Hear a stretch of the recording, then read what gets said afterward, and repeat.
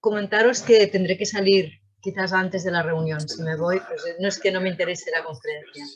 Muchas gràcies, Carme. Ja està, ja me despido, por si acaso. Gràcies. Et continuarem tenint present.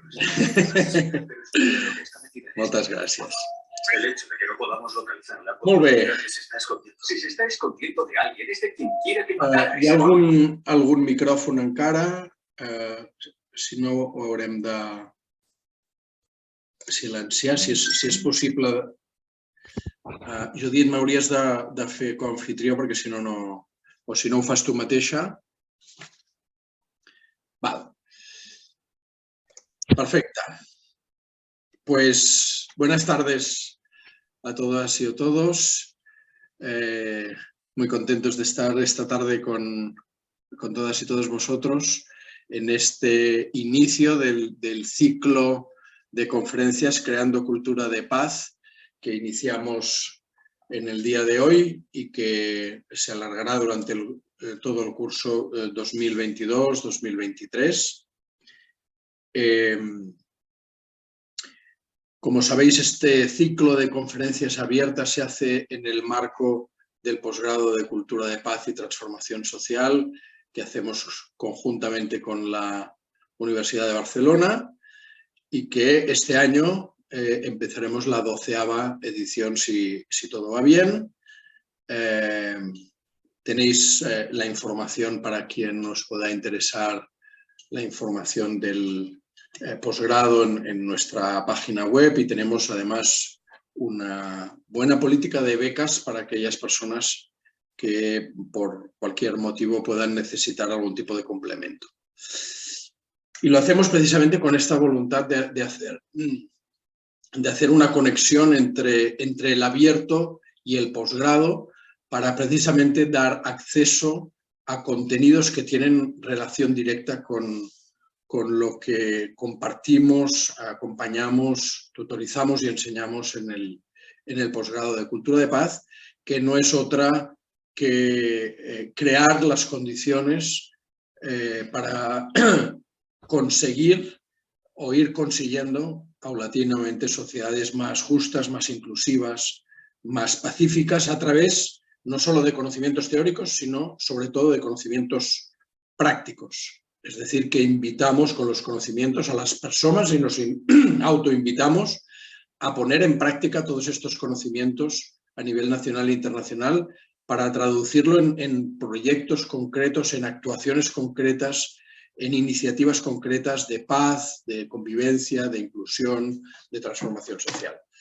Y hoy tenemos una persona que es un ejemplo en todo esto, tanto a nivel teórico como a nivel práctico, y encantado de presentaros a Felip Daza.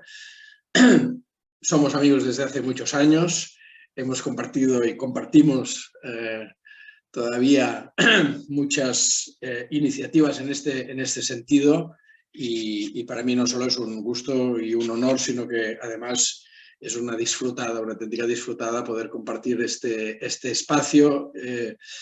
Yo siempre aprendo cosas de Felip, de todo lo que explica y de lo que no explica, pero habla sin palabras, ¿no? Que creo que eso también es importante y es relevante, ¿no?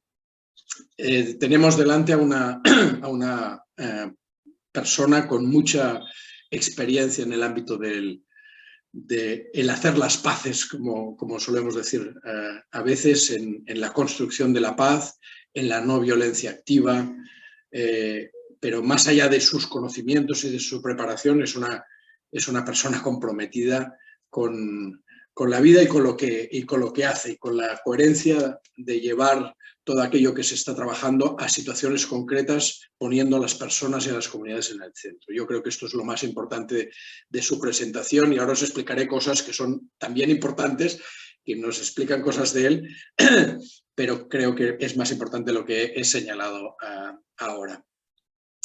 Él además es profesor en Derechos Humanos y Business y Negocios en la Universidad Sciences Po de París y es director de investigación del Observatorio de Derechos Humanos y Empresas de la región mediterránea. Es graduado en Ciencias Políticas por la Universidad Pompeu Fabra y es máster en Relaciones Internacionales por la Universidad Autónoma de Barcelona y máster en Seguridad Global del King's College of London. Ya veis, y lo circunscribo aquí, pero tiene muchísimas más estudios y más cosas que no para de estudiar por todo el mundo. Tiene más de 15 años de experiencia y de experiencias varias en el desarrollo de estrategias de construcción de paz y acción no violenta en muchos países de diferentes continentes, del continente europeo, el continente africano, y además ha realizado investigaciones sobre el terreno, sobre aspectos relacionados con derechos humanos en general y derechos humanos y empresa en particular.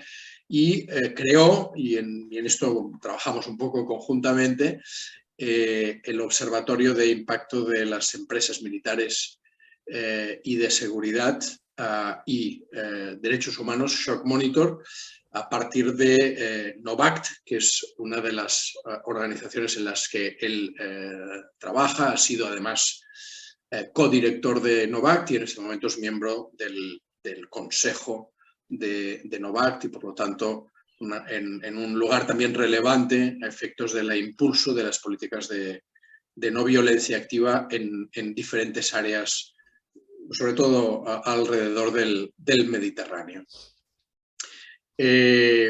Acabo esta breve presentación para decir que Felip, que hoy nos hablará precisamente sobre las iniciativas de no violencia activa en Ucrania en relación a la guerra que se está produciendo en este territorio por parte de Rusia, después de la invasión de Rusia. Él estaba a principios de año precisamente dando clase en la universidad en Kiev, en Ucrania, y justo antes del verano realizó una misión, que es de la que nos viene a hablar hoy especialmente, una misión sobre el terreno en Ucrania, contactando con organizaciones y personas que trabajan enlazadas en el ámbito de la no violencia activa, de la mediación en conflictos y de la construcción de la paz, precisamente para conocer, pero también para, en la medida de lo posible, hacer el máximo de sinergias posibles, y esto no se ha acabado y eso es lo que nos va también a explicar, en cómo responder de forma no violenta a una agresión militar violenta como es la que se está produciendo y se sigue produciendo en Ucrania. Y por eso él mismo sugería esta pregunta un poco provocativa y muy interesante de si tiene aún sentido en el siglo XXI con el armamento que existe. Hemos visto los drones, hemos visto estos últimos días lo que está sucediendo y en los últimos meses los ataques por tierra, por mar, etcétera, etcétera, por aire a la población civil ucrainesa con posibles crímenes de guerra, crímenes contra la humanidad o crímenes de genocidio desarrollándose, si tiene sentido y si sirve para algo desarrollar, conceptuar, desarrollar e implementar iniciativas varias de no violencia activa. Y Felip pues, nos va a compartir estos conocimientos y esta experiencia. Y Felip, muchas gracias de nuevo por tu presencia y por tu disponibilidad y cuando tú quieras. Muy bien. Bueno, muchas gracias y buenas tardes, buena tarde a tothom. También decirte, Jordi, que yo aprendo muchísimo de ti también, o sea, constantemente, o sea que gracias también por la presentación. Y un poco la idea de los siguientes 40, 50 minutos es hacer una exposición de cuáles son, básicamente, cuál ha sido un poco el origen de la investigación. Justamente a principios de semana presentábamos el informe final, la resistencia civil no violenta ucraniana ante la guerra. Y estamos en una fase ahora de difusión internacional del informe. Por tanto, lo que voy a intentar esgrimir, definir, ¿no?, los principales resultados, impactos, pero también desafíos que está implicando pues, la organización no violenta, la acción no violenta en un contexto de altas hostilidades, ¿no?, como es la guerra en Ucrania. Voy a intentar hacerlo lo más interactivo posible, introduciendo algunos vídeos, unas cápsulas audiovisuales, porque en este viaje que hicimos en abril en este proceso de marco de investigación en abril al país, pues fui acompañado por Lorena Sopena, una fotoperiodista, y el objetivo era un poco acompañar el informe con cápsulas audiovisuales que pudieran ilustrar historias de la acción no violenta, ¿no? Poder mostrar esas historias, testimonios. Por lo tanto, tengo 2 vídeos de unos 3 minutos aproximadamente cada uno que los voy a ir también intercalando. Y también mostraré unas pequeñas diapositivas de una presentación y un mapa que también hemos realizado. Pero bueno, Jordi, y al final de esos 50 minutos abriremos el debate, ¿no? Y para preguntas, reflexiones y también recomendaciones o sugerencias.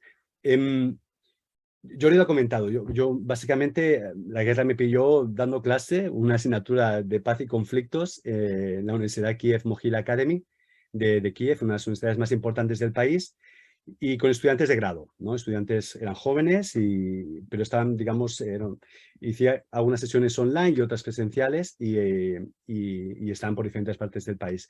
Justamente cuando habíamos sacado el bloque de análisis de conflictos y dinámicas de los conflictos y entramos en la componente, en el bloque de la construcción de la paz, pues justamente estalló la guerra, empezaron los primeros bombardeos sobre Kiev y los estudiantes tuvimos que parar la asignatura y los estudiantes pues empezaron, bueno, diferentes historias empezaron a salir del país, ¿no? Algunos y otros a irse a zonas rurales, a dejar las grandes ciudades y irse a otros lugares para intentar estar un poco más protegidos y protegidas. Pero ese fue el origen del proyecto, porque como yo le he apuntado, es cierto que a través de Novak y otras experiencias he estado muy vinculado con la acción no violenta en el Sáhara Occidental, he estado en Palestina. También he tenido relación y tengo relación ahora con movimientos contra Lukashenko en Bielorrusia y en el Cáucaso. Y Ucrania hemos trabajado, en mi relación con Ucrania hemos trabajado antes de Euromaidan, ya hemos estado trabajando con colectivos, organizaciones no violentas y de construcción de paz. Pero justamente el origen del proyecto de intentar analizar la acción no violenta en Ucrania en un marco de conflicto armado se basa en 2 elementos. Primero, las primeras imágenes que vimos de ciudadanos anónimos que intentaban detener con sus cuerpos tanques, ¿no? Tanques y convoys militares en el norte del país, y la iniciativa o el interés de muchos estudiantes de la asignatura, de estudiantes ucranianos, de decir, bueno, ¿y ahora cómo construimos la paz en este contexto, ¿no? O sea, ¿qué hacemos en este contexto? Y justamente empezamos esa componente de construcción de paz. Y lo que hicimos es con un grupo más reducido de estudiantes, básicamente yo estaba dando clase a unos 60 estudiantes, 60, 70, empezamos a trabajar con 15, 20 de ellos, ¿no? Y empezamos decidimos hacer un mapeo de las acciones no violentas que se estaban produciendo. Eso implicó, evidentemente, explicar qué era la no violencia, y voy a hacer también unas pinceladas del marco de lo que es la acción no violenta, y a partir de ahí ellos empezaron a hacer un mapeo de todas las acciones no violentas que encontraban en los miles o centenares de canales de Telegram que se estaban creando por todo el país, porque el Telegram ha sido la principal EINA de organización digital que tenían los voluntarios, activistas, las organizaciones, incluso autoridades locales del país para organizarse y poder identificar qué necesidades había, ¿no? Medios de comunicación locales que mostraban imágenes, vídeos de esas acciones no violentas, o acciones comunitarias, ¿no? Que no eran acciones de dar respuesta a las necesidades que iban surgiendo en ese marco, y sobre todo acciones sin armas, ¿no? Y en contra de la violencia. Y fue importante ahí. Hubo mucho trabajo de discernir, y hablaremos también de algunos desafíos de la acción no violenta, que es esta cooperación civil-militar, pero tuvimos que hacer un trabajo también de depurar muy bien todas las acciones, porque a veces también pues colaban algunas acciones de preparación de ciudadanos de cócteles Molotov, ¿no? O de otro tipo de acciones que evidentemente no son acciones no violentas. El resultado ha sido, y lo voy a mostrar, mostraré en breve, ha sido un mapeo de 235 acciones no violentas, y os mostraré un mapa interactivo de esas acciones. Todas las acciones que os voy a mostrar después están, digamos, tienen evidencias, tienen links, tienen fuentes de información en donde se puede ver la imagen o el vídeo de la acción. Pero estas 235 acciones no violentas, y eso hablando con algunos compañeros de trabajadores y activistas no violentos, es solo la punta del iceberg de todo lo que ha habido desde el inicio de la guerra a finales de febrero, ¿no? Ha habido muchas más acciones de acción no violenta que no han sido filmadas, que no han sido grabadas o que no son conocidas, pero me han explicado acciones que han, por ejemplo, las zonas del Donbass, de pueblos enteros que han salido fuera desde el pueblo para detener los blindados y las tropas rusas. Muchas acciones no violentas en las cuales no hay información, pero que hay, digamos, comentarios, historias, pero ha habido una gran movilización no violenta. Y ese era un poquito también el objetivo, ¿no? de este informe. El objetivo era, ¿puede la no violencia, digamos, tener un rol? O sea, jugar un papel en un marco de grandes hostilidades, ¿no? En una invasión por la tercera potencia militar del mundo. ¿Qué puede hacer la no violencia en este marco, ¿no? Y ese es uno de los objetivos principales, ¿no? Intentar capitalizar la experiencia de la no violencia, no solo para Ucrania, sino también para otros conflictos armados, Yemen, Sáhara Occidental o otros países latinoamericanos, ¿no? Intentar capitalizar y poder extraer lecciones, ¿no? de ese proceso. Evidentemente también pues, había un objetivo claro y estamos en esta fase actualmente después de la presentación del informe, es de cómo apoyar a esos actores no violentos, entender las dinámicas, entender los desafíos y retos y bueno, impactos de la acción no violenta y identificar puntos de entrada, cómo poder apoyar a esos actores no violentos, cuáles son las prioridades en ese proceso, ¿no? Ese ha sido un poquito, y estamos en la fase ahora mismo de transformar ese informe en acciones concretas. Estamos hablando con donantes, estamos hablando con actores regionales, desde Bielorrusia, Rusia y otros lugares de la región, para avanzar en esa dirección, ¿no? Por lo tanto, un trabajo, digamos, muy práctico ahora mismo, ¿no? El informe que ha sido publicado, que después, tanto en la página tanto en la web de Novact como MICIP, hay unas secciones especiales donde pueden encontrar el informe y los diferentes productos. Es un informe de unas 30 o 40 páginas, incluso con la base de datos de todas las acciones no violentas, pero comienza con un capítulo que me parece fundamental, ¿no? Y es que creo que muchas de las personas que hemos entrevistado alrededor de 60 personas, 60 activistas, profesores, profesoras, granjeros, agricultores, están haciendo la acción no violenta sin saberlo. Estaban desarrollando estrategia no violenta y acciones no violentas sin saber qué estaban haciendo y sin saber cómo, digamos, organizarlo de forma mejor para poder tener más impacto, ¿no? Entonces, creíamos que es muy importante hacer un informe que también tuviera una componente pedagógica. Y uno de los primeros capítulos del informe intenta, digamos, conceptualizar la no violencia de forma breve con diferentes autores claves, ¿no? Desde Gandhi, Sharp o otros autores importantes en el marco de la acción no violenta, para poder, digamos, luego explicar, ¿no? y realizar ese análisis más minucioso. Entonces, bueno, partimos de una noción de la acción no violenta como aquellos métodos de protesta, resistencia e intervención sin violencia física, en el que los miembros del grupo lo hacen, para rechazar hacer ciertas cosas, ¿no? Es una definición de Sharp. A diferencia de la acción violenta, la no violencia pretende influir sin la amenaza o el uso de la violencia en las acciones del oponente. Influir, disuadir su estado moral y psicológico para cambiar sus percepciones del conflicto, fraternizar y persuadirle para que abandone las armas. La eficacia de la acción no violenta depende de mantener sus dinámicas y no combinarse con la resistencia armada. Esto es importante porque veremos en algunos de los ejemplos de la acción no violenta o impactos que ha tenido una acción no violenta, es que uno de los objetivos de la acción no violenta también es, digamos, poder establecer un proceso de diálogo, humanizar a la otra parte, que es creo que si analizamos las dinámicas de la guerra y del conflicto, una de las grandes estrategias es deshumanizar y crear, digamos, esa división entre los dos oponentes o adversarios. La no violencia intenta crear puentes, intenta humanizar la otra parte para poder crear estrategias de fraternización y de diálogo y cambiar su percepción y disuadir y desmoralizar, digamos, a las tropas para que dejen las armas, ¿no? Digamos, incluso crear desertores sería uno de sus objetivos principales. ¿Esto qué afecta? Esto afecta a los pilares del poder del oponente. ¿Quién es el oponente? En este caso, el Kremlin ruso, ¿no? También podemos hacer un análisis más profundo, porque también hay otro ponente, que serían las políticas militaristas de la Unión Europea o las empresas armamentísticas de Estados Unidos. Por tanto, o sea, también hay que ser conscientes que la acción no violenta debe tener esa comprensión. Ya no solo hablamos de acción no violenta en Ucrania, hablamos de acción no violenta a nivel global y a nivel regional, ¿no? Y eso lo vincularé luego con algunos elementos fundamentales del impacto, de las prioridades que tiene que tener la acción no violenta para desescalar la tensión y desescalar digamos, esta barbarie, ¿no? Incluso en un contexto de amenaza nuclear.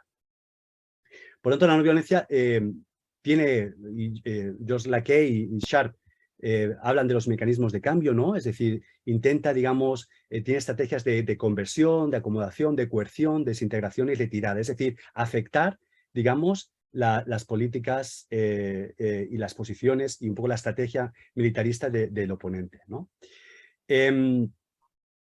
Y esto nos lleva a un elemento fundamental. La acción no violenta en Ucrania ha tenido las primeras fases. Nosotros hicimos una investigación que recogía, digamos, o intentaba hacer una fotografía de las primeras fases de la invasión, desde febrero, finales de febrero, 24 de febrero, hasta el 30 de junio.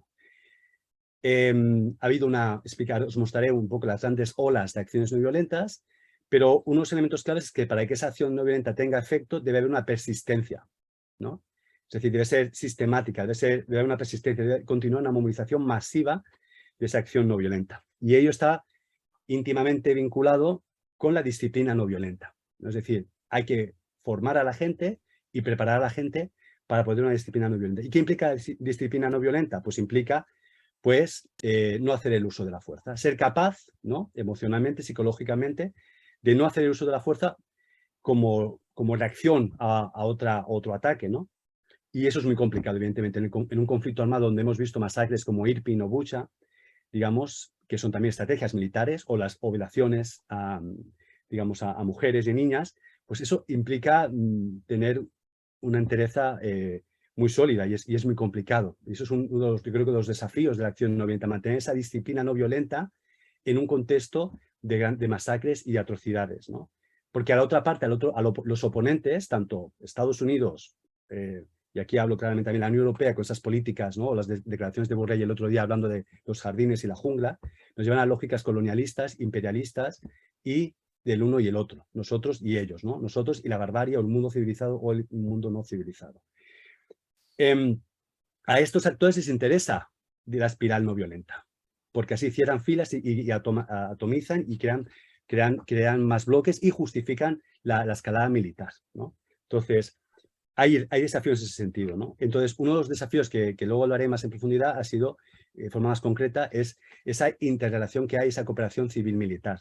O sea, la acción no violenta, para que sea efectiva, debe tener sus propias dinámicas y sus propias áreas de trabajo y no mezclarse de alguna manera con la acción violenta, porque si debemos establecer diálogo y cambiar, digamos, o persuadir, digamos, al oponente, a los soldados rusos, para que dejen las armas, ¿no? Y pues no se puede ir con un arma, ¿no? A negociar con ellos. Se debe ir de otra manera, ¿no? Y luego un tema muy importante también, y es que la acción no violenta no solo es esa persuasión o relación directa o digamos, intentar influir al oponente, sino también tiene una componente muy importante de protección, ¿no? Y esas son las principales necesidades en un marco de un conflicto armado. La protección de civiles es una prioridad. ¿Quién hace esa protección de civiles? O sea, la gente le da igual si es el ejército o si es la población. Quieren escapar de una zona bajo ocupación o quieren escapar bajo bombardeos, de los bombardeos. Entonces, lo que sí que es importante es que la acción no violenta tiene una capacidad muy importante de responder a esas necesidades de protección. Y explicaré ahora con ejemplos concretos el qué y el cómo. Y además tiene una componente fundamental de preservación del tejido social. Es decir, ya no estamos hablando no solo, digamos, de detener esta guerra, de desescalar la tensión y proteger a las personas, sino también pensar en el futuro.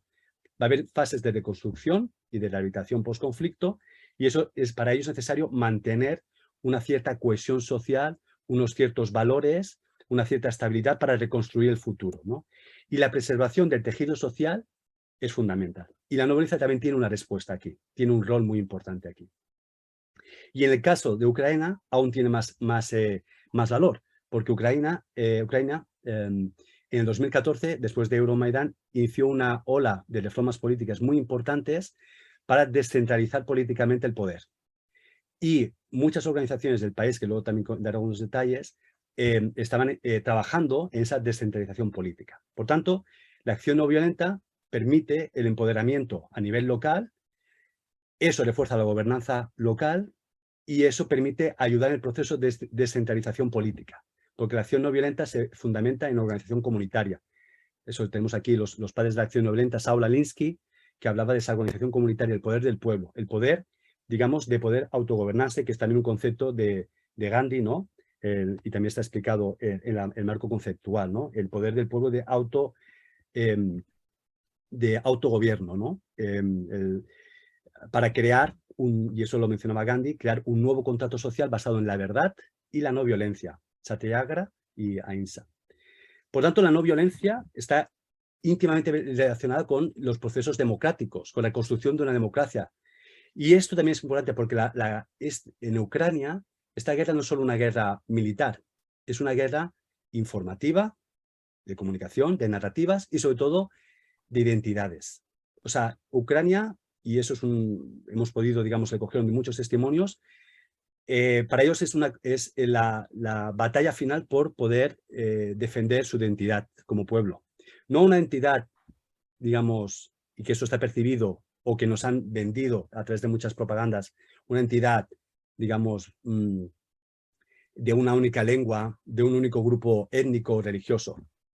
O sea, hay muchas comunidades étnicas, religiosas y muchas lenguas que están en el país. Y hay mucha gente que habla de esa identidad plurinacional. O sea, que cuando se habla de poder, de esa identidad, digamos, ucraniana, hablamos de una entidad supranacional o una entidad plurinacional. Y eso es un elemento fundamental, porque muchas acciones no violentas que hemos visto en Ucrania, en las manifestaciones, por ejemplo, se veían muchas banderas ucranianas, pero también se veían banderas de tártaros, de Crimea. O se veían muchos símbolos ucranianos, pero también otros tipos de símbolos de las diferentes regiones. Tenemos poblaciones mucha población rumana o mucha población de Hungría también en esas zonas. O sea, hay digamos, una Macedonia en sentido positivo digamos, de identidades, ¿no? Un crisol, ¿no? de lenguas y de comunidades étnicas. Y eso también es fundamental en este proceso. Para acabar dar un poquito más de detalle de las acciones no violentas, es importante que ese marco conceptual me ha permitido, digamos, hacer tres grandes categorías de acciones no violentas. Por una parte, las acciones de expresión. Esas son, digamos, una categorización que ha hecho Jens Sharp, muy simple, que luego se refleja en los 198 métodos no violentos de Jens Sharp, que son acciones de expresión, que serían básicamente protestas públicas, acciones simbólicas, pero también acciones que están muy vinculadas a disuadir al oponente y también cohesionar al grupo, ¿no? Porque básicamente salir a la calle y ver que mucha gente está afectada por el mismo problema también refuerza, ¿no? y une a la población. Acciones de omisión, que serán vinculadas con las acciones de no cooperación, y eso también veremos claramente en detalle qué ha pasado en zonas de ocupación. Y luego las acciones, lo que se llama acciones de comisión, que son acciones de intervención no violenta. Y aquí estaremos hablando de acciones más creativas, ¿no? Pues, por ejemplo, puede ser la manipulación de las señales de tráfico que vimos al inicio de la invasión, pero también la creación de estructuras paralelas de gobierno, ¿no? Y en situaciones bajo ocupación, la creación de estructuras paralelas de gobierno es fundamental para poder dar respuesta a las necesidades básicas, ¿no? De servicios públicos de las zonas bajo ocupación. O también el autoabastecimiento que hemos podido observar en zonas de Kiev durante los procesos de, no asedio, sino un proceso de encerclamiento, ¿no? Que se produjo también las primeras entre marzo y abril, principios de abril. Y ya para acabar, en este marco también tenemos una visión, y eso, los 198 métodos de acción no violenta han sido incrementados a más de 200 o 300 a través de Michael Beer, que también incluía las acciones de defensores de derechos humanos, acciones de protección de derechos humanos, de defensoras de derechos humanos, y también todos los procesos de digital organizing, ¿no? Cómo se utilizan las herramientas digitales para autoorganizarse. O también los movimientos feministas con nuevas estrategias muy importantes en ese proceso. Bueno, ese sería el marco conceptual, y ahora os quiero mostrar el mapa que os comparto ahora mismo uno de los primeros productos. Podéis ver el mapa, no me equivoco, ¿sí? Se puede, perfecto. Bueno, ese es el mapa. Básicamente hicimos, os comentaba, con los estudiantes estuvimos trabajando en todo este periodo y hicimos una base de datos con 235 acciones no violentas categorizadas en estas tres grandes categorías, ¿no? Entonces, veremos, ¿no? Si vamos a cada uno de los puntitos, veremos, aquí veis las tres grandes categorías: protesta y disuasión, no cooperación, intervención no violenta.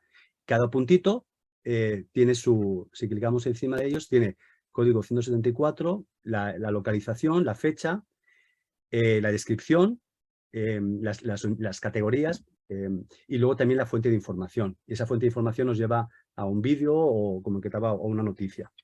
¿Vale? Es decir, que todas están, digamos, evidenciadas, ¿no? Pero luego tenemos esta línea temporal que nos permite ver un poco la evolución de las acciones no violentas, cómo van apareciendo por todo el país desde finales de febrero hasta junio, ¿no? Y ahora explicar un poquito esas grandes olas. Esas grandes olas de la no violencia distinguimos entre una primera gran ola de acción no violenta desde finales de febrero y mediados de marzo, muchas acciones por todo el país, acciones de protesta pública, acciones simbólicas de la población, como hemos comentado, con muchas banderas, etcétera. Y sobre todo, por ejemplo, en zonas donde ya habían entrado las tropas, ¿no?, rusas. Por ejemplo, las zonas del sur de Gerson y Zaporilla, ¿vale?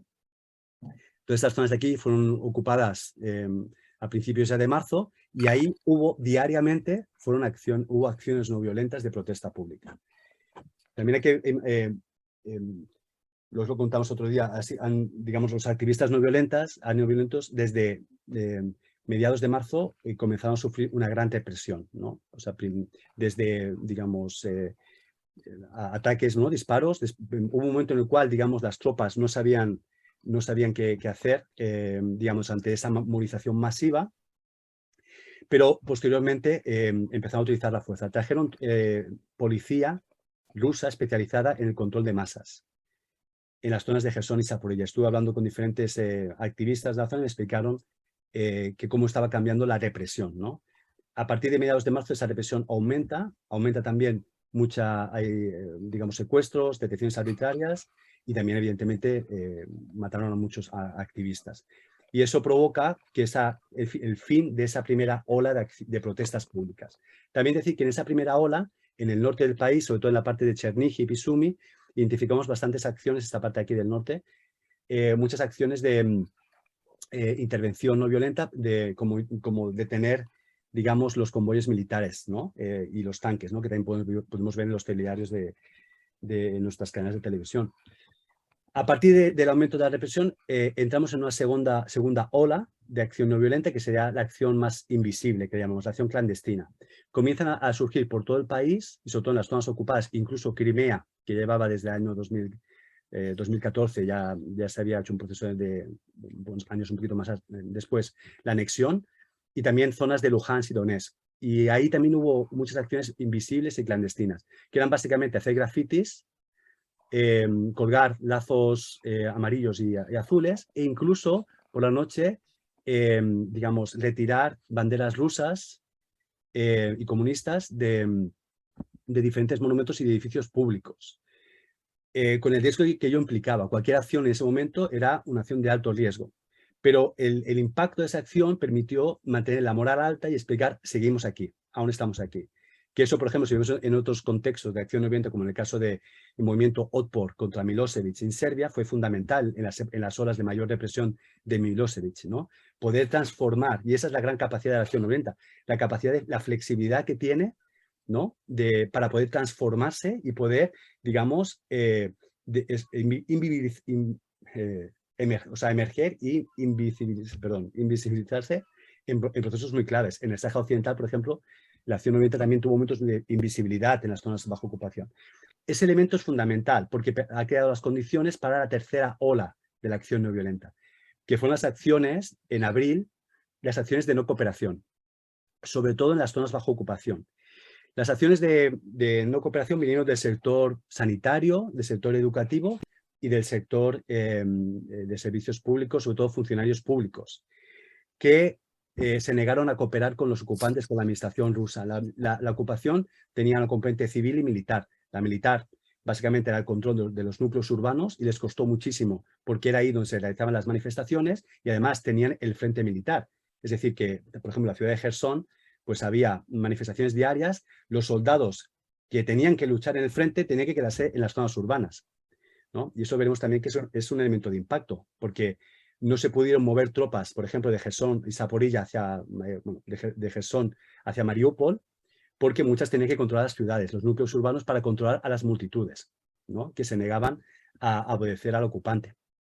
Y por eso trajeron a la población. Y por eso la nueva ola de movilización rusa, el objetivo que tiene es llevar soldados para controlar a esa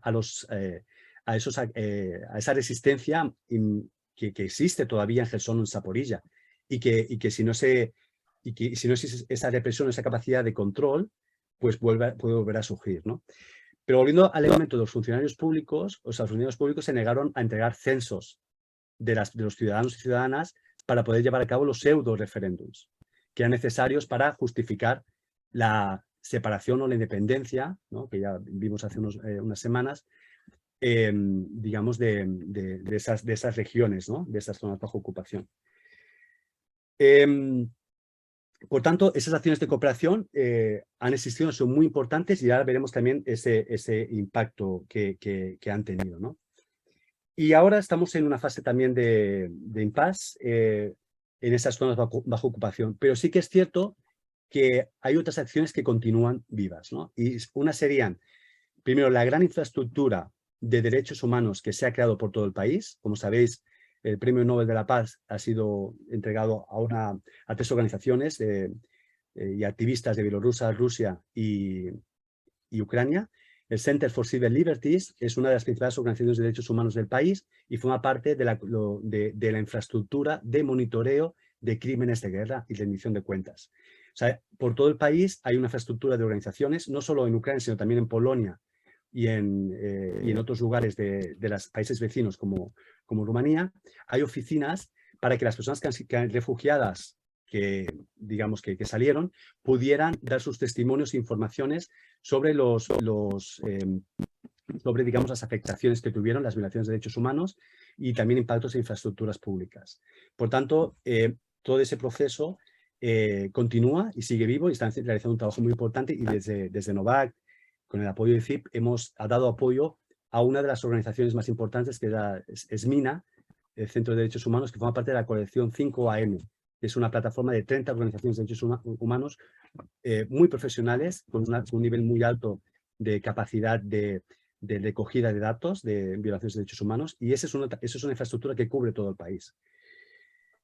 Y luego la infraestructura de protección, que es una infraestructura también muy sofisticada que básicamente ha ayudado a los procesos de evacuación de personas de las zonas bajo ocupación o de las líneas de guerra, y aquí las mujeres han tenido un rol fundamental. Tenemos un montón de activistas y organizaciones de mujeres que han tenido un rol fundamental en la evacuación y transporte de la población hacia las zonas más seguras del país, como puede ser Dnipropetrovsk o puede ser Cherkasy, y ya hacia el oeste del país. Apago cuando babea, estaba viendo un poquito.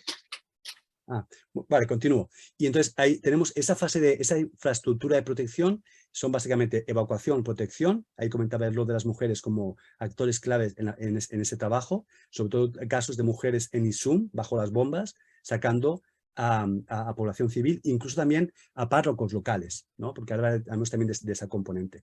Y esa infraestructura hacia zonas seguras donde había la acogida y apoyo psicosocial, sobre todo organizaciones también de mujeres que hacen un trabajo psicosocial súper importante, por ejemplo en Lviv. Entonces, claro, uno de los aspectos, bueno, y ahora os voy a parar un momento el mapa, porque os quiero mostrar uno de los vídeos para ilustrar un poquito uno de los elementos fundamentales, ¿no? Ahora tenemos una primera panorámica de las tendencias de las acciones. Ahora quiero mostraros un segundo, un vídeo de 3 minutos. A lo mejor lo paro antes, pero solo para... también por tener más tiempo para el debate. A ver. Vale. Este vídeo que muestro ahora es sobre organización comunitaria.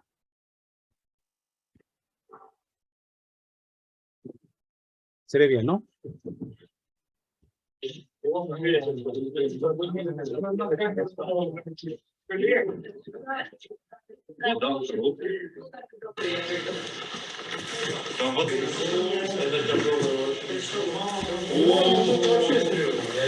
Eso es en Slavutic. Colony of ants, it's a big organism without, clear hierarchy, and some tasks are very spontaneous because, situation also priority could be changed very fastly. If you know that this is like person request is trustworthy and you can help it, make it close this task fast, you put in higher priority and downgrade something else. So it's very, very situative. Maybe it looks a bit chaotic, but such times and it needs some different approach. Now, this medicine we took to places who was destroyed by Russian army.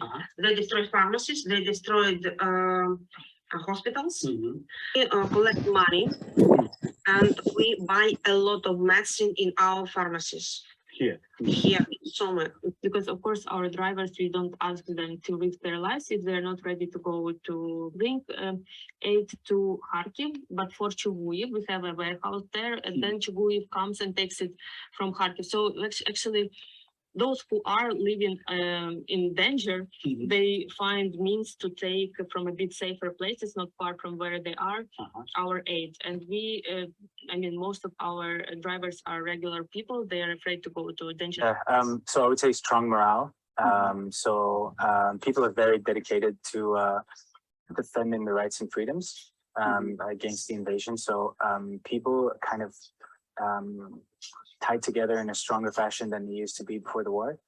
And I think that this strong morale is contributing to this huge network of volunteers and huge network of people helping each other out. An example of one priest who helps people to leave city of Volnovakh on north from Mariupol. And every day he wrote some short messages in Facebook that I would like to help for more people. And if it will be possible, I will help more and more people. In line of their activity is evacuation of children, evacuation of elder person, sick persons from hospitals, like from Chernihiv, from Kharkiv, from Sumy, from places where still dangerous situation, to much safest places of Ukraine. Lo paro aquí porque voy a salir un título. Bueno, pues este vídeo quería mostraros el componente de organización comunitaria. Y es que hemos estado expuestos a mucha propaganda que nos ha permitido ver un elemento fundamental de Ucrania. Y es que Ucrania, y ese es uno de los capítulos que también dedico al informe, tiene más de 100 años de experiencia en acción no violenta. Y eso es un elemento fundamental. Es decir, la gente que piensa y dice, bueno, esas acciones que han surgido por todo el país son acciones espontáneas, ¿no? De desesperación. Y no es así. Digamos, la acción no violenta está íntimamente relacionada con los episodios de acción no violenta del país. Son países, Ucrania es un país, un territorio que ha estado ocupado por los otomanos, por el Imperio Austrohúngaro y por la Unión Soviética. Y esas digamos, invasiones, dominaciones, han forjado un modelo, unas estrategias, unas prácticas, unas tradiciones de resistencia contra el ocupante, contra el agresor. Brevemente, uno de los elementos fundamentales es que se han creado, o el país existen, estructuras de poder informal. Es decir, esas estructuras de poder informar se basan a nivel local. A nivel local encontramos cómo la gente se organiza alrededor de centros de poder que le llaman, que son el centro cultural, el centro de jóvenes, el ayuntamiento, la parroquia local. Alrededor de esos centros, que son centros de capital social, se organiza el poder popular, ¿no?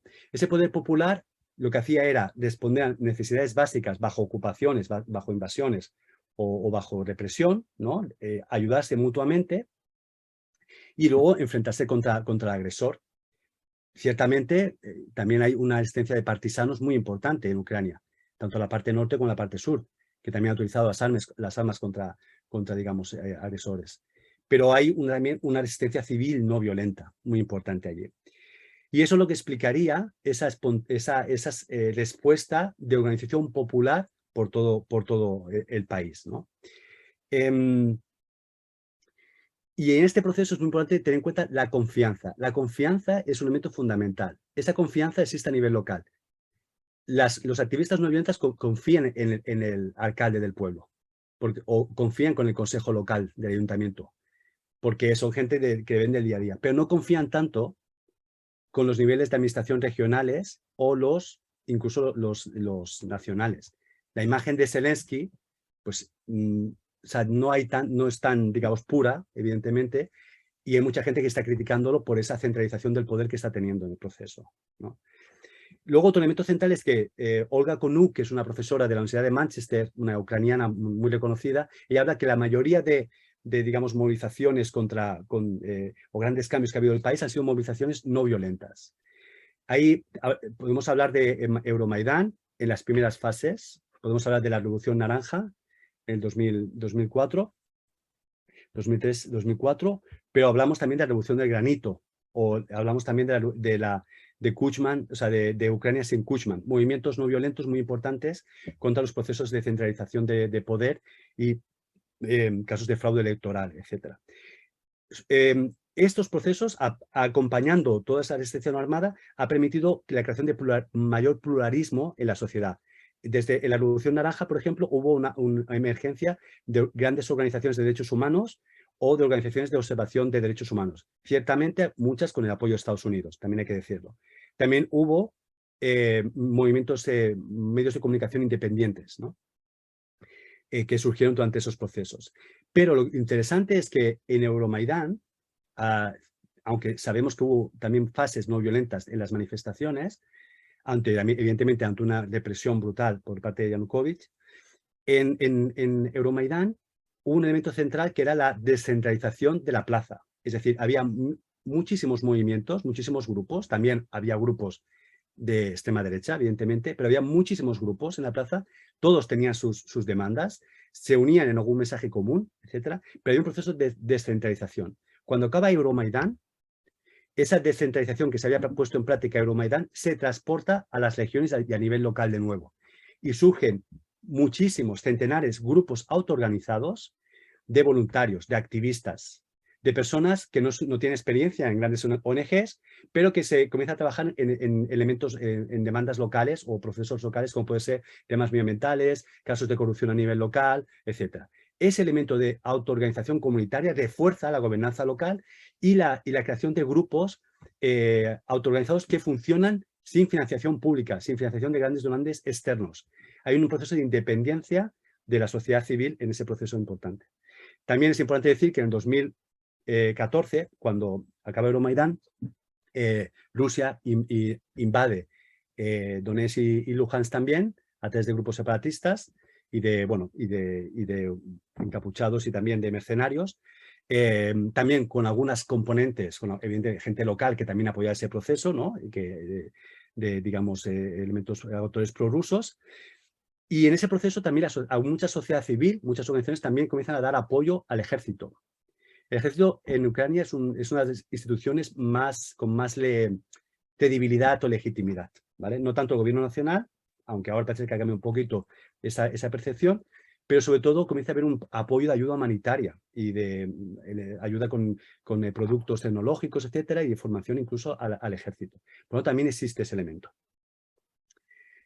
Ahora Vale, os quiero mostrar, digamos, otro vídeo, ¿vale? Y seguiremos para seguir ilustrando ese proceso. Ahora os quiero mostrar una población que visitamos, que se llama, es una población, es Slavutic, que está al norte del país, que es la ciudad de los trabajadores de Chernóbil.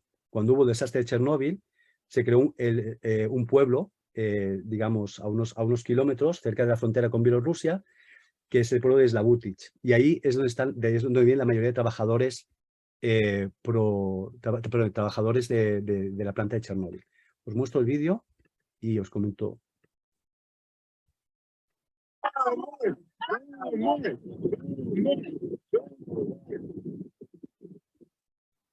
Тобто 25-го почалися більш інтенсивні обстріли міста.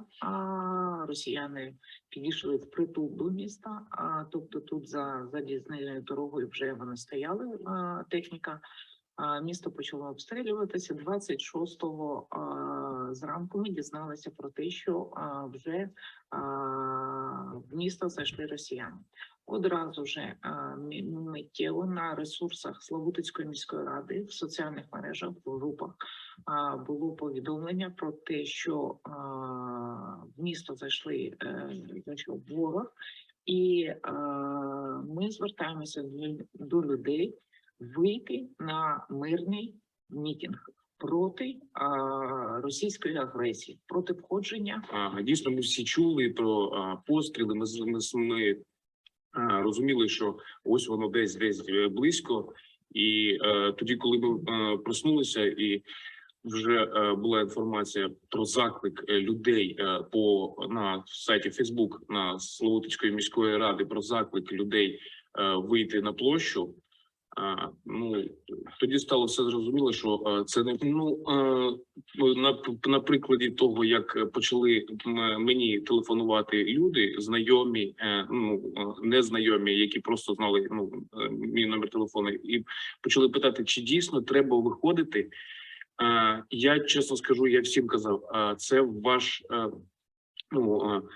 ваше рішення. Якщо ви можете, то виходьте. Кажу, я особисто йду. І так було практично зі всіма.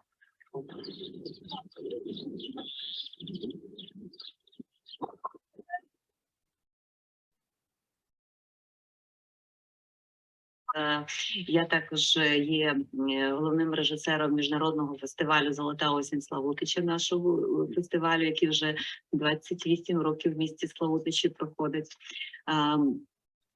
Але і навіть під час війни в мене така, як то кажуть, задача, поставлена ціль, мета людей, посміхатися людям, надихати людей і об'єднувати. І коли навіть не було світла, ми казали, ми заряджаємо вас енергією. Ви розумієте, справа в тому, що от такий важкий стан, і це така гордість за нас, за Україну, за славучан, які вийшли, переповнює. І навіть боротися потрібно з посмішкою на обличчі, тому що це викликає, це моя особиста думка, така, якийсь такий шок у окупантів. Ти йдеш з голими руками проти них і посміхаєшся. Це вперше таке було. It was for the first time. Раніше навіть, як Наталя говорила, навіть на заходи ми так не збиралися і так не самоорганізовувалися.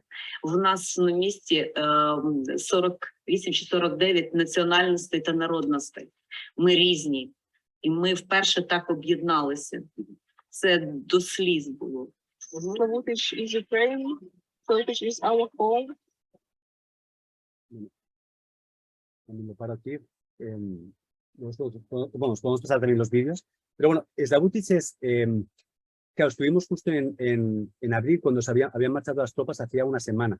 Fuimos a los lugares donde habían estado las tropas rusas en el norte del país, Slavutic, Sumy, Chernihiv, y vimos evidentemente la destrucción, pero también creo que Slavutic es la historia más potente de acción no violenta claramente que pudimos recoger.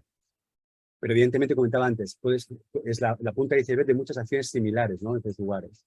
Entonces, aquí lo que es interesante ver es, y ahora entremos en los impactos, pero aquí hay unos componentes de, ¿no? Cómo explican ellos de que cómo salieron a la plaza, a través de, organizaron por las redes sociales, las autoridades locales, que son las personas que hablaban al principio, hicieron también un llamamiento, o sea, lo pusieron en el Facebook, hicieron un llamamiento, pero una vez que estuvieron allí se autoorganizaron, ¿no? Y se enfrentaron, digamos, con las manos en alto y con las banderas, digamos, a los rusos, ¿no? A la maquinaria rusa. Y consiguieron conseguir un proceso de diálogo y negociación. Habían secuestrado al alcalde hacía un día y cuando la gente salió a la calle, digamos, se enfrentaron. Pero esa movilización masiva, digamos, permitió establecer, sin armas, evidentemente, un contacto directo con ellos y negociar. Negociaron las autoridades locales, pero como explica la directora, la presidenta del Consejo Local, era como una negociación abierta, transparente en la plaza. Una línea de los rusos y la otra las autoridades locales con todo el pueblo detrás. Y esto es una historia muy potente de autoorganización y de acción no violenta, y que demuestra que la acción no violenta fue capaz, digamos, de sacar de permitir la liberación del alcalde, y luego en la negociación se acordó que estarían solo 2 días los rusos en la zona buscando si había armas en la ciudad y luego marcharían. Y así fue. 2 días estuvieron las tropas rusas y dejaron la ciudad. Entonces, ahora llegamos al punto, y ya con esto iré cerrando, que cuáles son los impactos de la acción no violenta, ¿no? Os he explicado las tendencias, los actores, y aquí, básicamente, bueno, me gustaría plantearos en 6 categorías los principales impactos que tiene desde mi punto de vista, y en la información que hemos analizado cualitativa y cuantitativa, cuáles son los impactos. Por una parte, la no violencia ha conseguido en momentos muy determinados obstrucciones e interferencias en los objetivos militares rusos, desde el control de los núcleos urbanos en las zonas de Gerson, hasta evitar que convoyes militares cruzaran un pueblo para llegar de forma más rápida a Kiev, hasta, digamos, evitar que una población como Slavutich fuera ocupada. Entonces, esto ha sido posible a través de acciones no violentas. Un desafío que hay, y es que ahora mismo la acción no violenta está, digamos, muy vinculada también, o diría yo, partes de la acción no violenta están muy vinculadas también con lo militar. Aquí cuestiones como los sistemas de información, de inteligencia, los civiles pasan información a los militares, de dónde están las tropas, y también, digamos, hay la creación de estas infraestructuras contra tanques, ¿no? Para detener el paso de los tanques también hay mucha relación entre civil y militar, ¿no? Por tanto, aquí hay un desafío desde el punto de vista de la teoría de la acción no violenta. Otro gran elemento es socavar los pilares del poder del Kremlin. ¿Esto qué significa? Y lo comentaba antes. Esto no es solo una guerra militar, también es informativa. Y para Putin, para Kremlin, y para también, evidentemente, el bloque occidental, la narrativa importa, el mensaje importa. Y hemos visto, y esto lo hemos estado trabajando con Non-Violence International, que han hecho un estudio sociológico del discurso de la opinión pública dentro de Rusia. Putin ha utilizado diferentes narrativas. Al inicio decía, vamos a hacer una operación especial para liberar el pueblo ucraniano.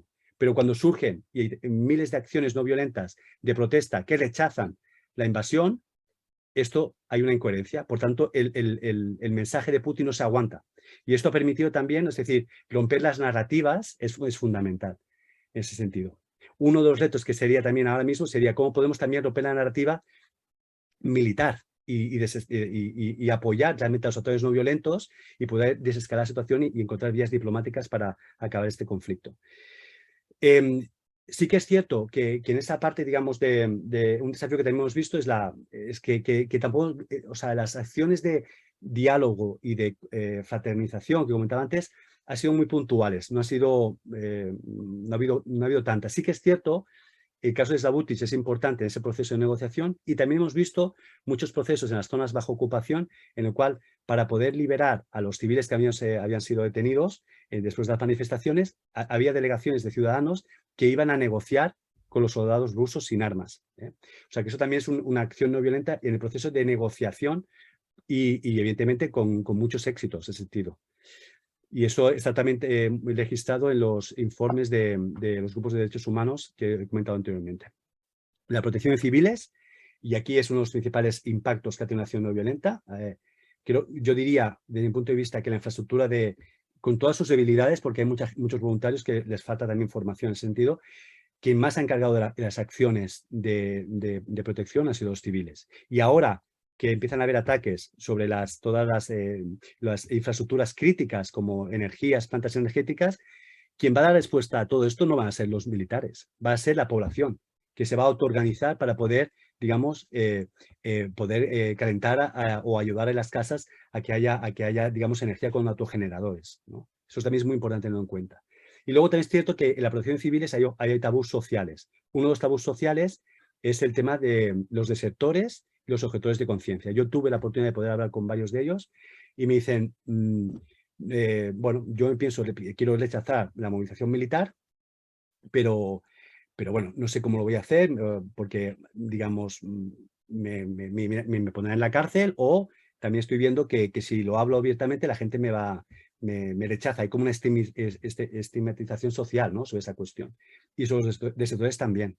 El informe que yo he publicado, he recibido muchos aplausos por, digamos, muchas organizaciones no ucranianas, pero también he recibido críticas. Una de las críticas es porque hablo de objetores de conciencia, que no es el momento. Es decir, hay mucha presión sobre la sociedad civil en un contexto de guerra para poder hablar de esos temas. Pero como sabemos, para poder, digamos, atacar los pilares del poder en un conflicto como este, debemos también atacar el componente militar. ¿Qué significa eso? Que no haya soldados. Si no hay soldados para luchar, no hay guerra. Y entonces, en la guerra de Vietnam fue un elemento fundamental, el apoyo, las redes de apoyo europeas para que hubiera objetores de conciencia estadounidenses, para que dejaran el país y se vinieran a Europa y no fueran a Vietnam. Es un tema fundamental, pero también es un desafío.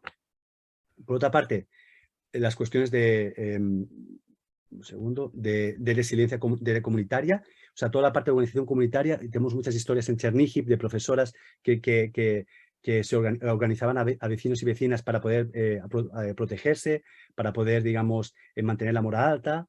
Pero también es cierto que que en ese marco de esa resiliencia, que ha podido luchar contra el pánico y contra el miedo de las bombas, pero también hay en esas narrativas, en esa resiliencia, en esas comunicaciones, también hay mucha, digamos, propaganda militarista. Estoy acabando. He comentado antes el fortalecimiento de la gobernanza local, muy vinculado como impacto, la importancia de esos grupos organizados a nivel local. Son escuelas de empoderamiento político fundamentales para la gobernanza local. Hay muchas relaciones en marcha entre ONGs locales y autoridades locales para dar respuesta a necesidades a nivel comunitario, y esto lo que hace es reforzar esos procesos de descentralización política que van en la línea de ese proceso iniciado en 2014. También es cierto que hay mucha desconfianza, lo he comentado antes, a nivel regional y nacional, con las estructuras institucionales. Luego, la parte de cohesión social y regional, ese es un tema fundamental porque ahora mismo la situación económica en el país es dramática. Hay mucha gente que lleva meses sin trabajar. Además, la frustración, la desesperación por este conflicto que no acaba y tampoco no se vislumbra, digamos, un fin, está provocando mucho estrés, mucha polarización social también. Y eso tiene un impacto fundamental en la cohesión social. Hay una comunidad de mediación y diálogo muy importante en el país, con más de 3.000 profesionales. Estas personas están trabajando en ese nivel, en el elemento de, digamos, trabajar la cohesión social y evitar la polarización social. Y aquí también hay una oportunidad, que es el encuentro entre el oeste y el este. O sea, esas personas del este que han estado más expuestas a, digamos, a propaganda rusa, o que también son más prorrusas, aunque también hay que decir que Jersón ha sido una de las zonas más prorrusas y ha sido donde ha habido más reacción contra la invasión. Es una oportunidad también de ese encuentro basado en la solidaridad, en ese apoyo. Es una oportunidad también de reforzar esa cohesión social en línea para consolidar una entidad, digamos, ucraniana plurinacional. Y por último, la rendición de cuentas, que estaría vinculado con esa infraestructura de derechos humanos que he comentado anteriormente. Sí que es cierto, y para mí me parece un desafío muy importante, es que esa infraestructura incorpore una perspectiva clara de justicia transicional. ¿Qué implica eso? Implica también recoger información de las vulneraciones de derechos humanos cometidas por el ejército ruso, que también las hay, pero también es un tabú social y no se dice. No en la misma magnitud, evidentemente, que las vulneraciones rusas, porque las masacres de Bucha y Irpin y otros lugares, Kharkiv o Mariupol, son evidentes, pero también las hay. Y hay que también tener ese componente de justicia de verdad para todas las víctimas. Y con esto lo paro, porque ya son las 5 de la tarde y así podemos abrir más el debate. Y bueno, muchas gracias por haberme atendido, que he hablado muchísimo, pero así ya tenemos una panorámica bien clara del informe y un poco de los diferentes datos que hemos recogido. Gracias. Muchas gracias, Felip, Bueno, es impresionante lo que nos explicas con el detalle, con el conocimiento teórico sobre los 3 niveles de acciones no violentas bien conceptuado, pero sobre todo el conocimiento del terreno y de las acciones concretas que llevaron a cabo y que siguen llevando a cabo, y con una concretización de los impactos, que es una de las cosas que muchas veces cuesta, sobre todo a las personas que no conocen o no tienen experiencias directas, digamos, de no violencia activa, por haber participado, haberlas conocido. El hecho que tienen esos impactos tan concretos, tan positivos, tan concretos. Esto que nos explicabas de Slavitich, bueno, tú lo dirás mejor, pero me he quedado muy impresionado por la mujer que estaba explicando, ¿no? En la coordinación de la actividad, las iniciativas de unión, de alegría, de aportarle la alegría incluso cuando falta energía, cuando falta esa cohesión. Son cosas aparentemente invisibles, inmateriales, pero de una relevancia que nos es difícil de imaginar a los que no hemos vivido una guerra directamente. Yo creo que hay muchos elementos. Somos en este momento 31 personas. Como hacemos normalmente, las personas que queráis hacer algún tipo de pregunta o de reflexión breve que pueda suscitar también algún tipo de respuesta por parte de Felip, o aportar información complementaria, os agradecemos si podéis levantar la mano. Me he olvidado de decir que estamos grabando la sesión. Si alguien no quiere aparecer o quiere hacer la pregunta no oralmente, sino hacerlo a través del chat, también lo puede hacer, pero priorizamos, si es posible, el contacto directo para que podamos establecer un diálogo con Felip lo más fluido posible. Rompe el hielo, Víctor, y te agradecemos, Víctor. Adelante. A ver, en primer lugar, darte las gracias, Felip, por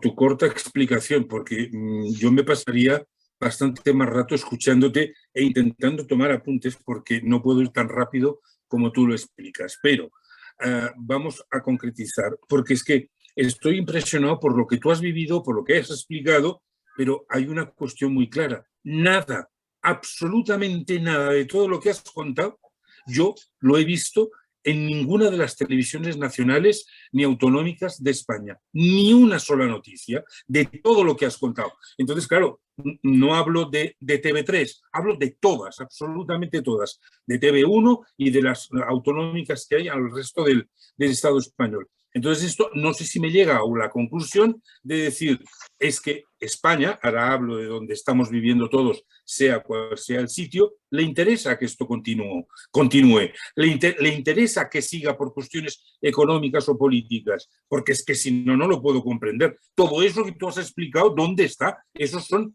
personas absolutamente resilientes y que pretenden apaciguar un poco todo lo que está pasando. Sin embargo, por los medios de comunicación, ya te digo, aunque sean los más progresistas del mundo de la nación española, por decirlo a nivel global, lo único interesante es si hay drones suicidas que están atacando en estos momentos Kiev. Esto es lo importante, esta es la noticia, ¿no?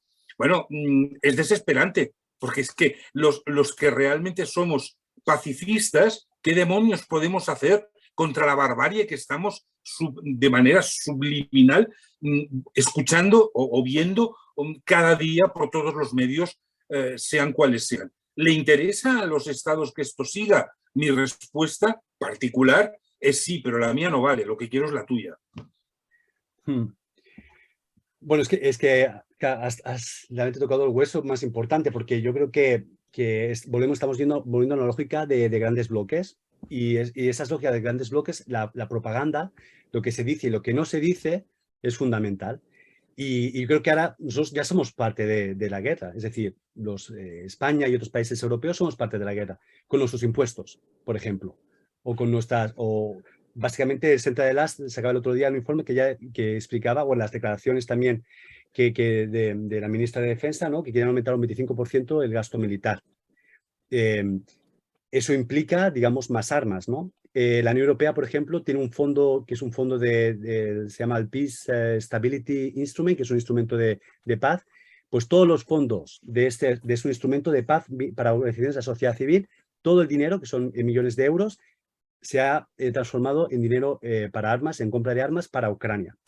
Es decir, que interesa, digamos, moldear la opinión pública para luego justificar las decisiones políticas, ¿no? Entonces, no se cierran filas, no se permite que se escuche esa acción no violenta en el marco de la Unión Europea y de alguna manera para, digamos, continuar en esa escalada. Y ya digo, las declaraciones ya de Borrell y, digamos, con ese jardín y el tema de la jungla, nos lleva a esa lógica de decir, oye, aquellos son incivilizados. Mira, de Rusia han salido ya 1 millón de personas aproximadamente, intelectuales, activistas, organizaciones de derechos humanos.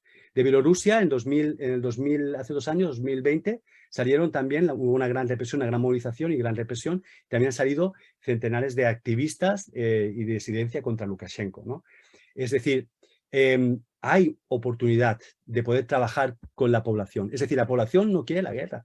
Y ahora con las últimas horas de movilización militar y que mucha gente está saliendo, muestra que hay mucha gente que no quiere la guerra tampoco en Ucrania. Pero nos queda esa lógica de que los incivilizados, los locos, ¿no?, como que si fuera Rusia un único un bloque homogéneo donde todo el mundo apoya a Putin. Y no es verdad. Eso, hay mucha gente que ha estado o indiferente a la guerra al principio, o que, digamos, no quiere luchar, o que no está de acuerdo con Putin, pero como hay mucho miedo, un sistema represivo muy potente, tanto en Bielorrusia como en Rusia, pues hay miedo a hablar, ¿no?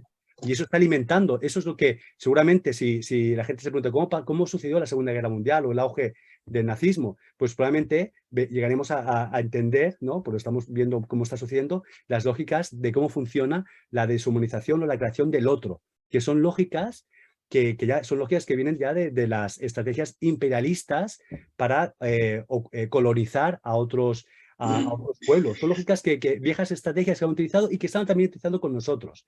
No permitan que se conozca la verdad.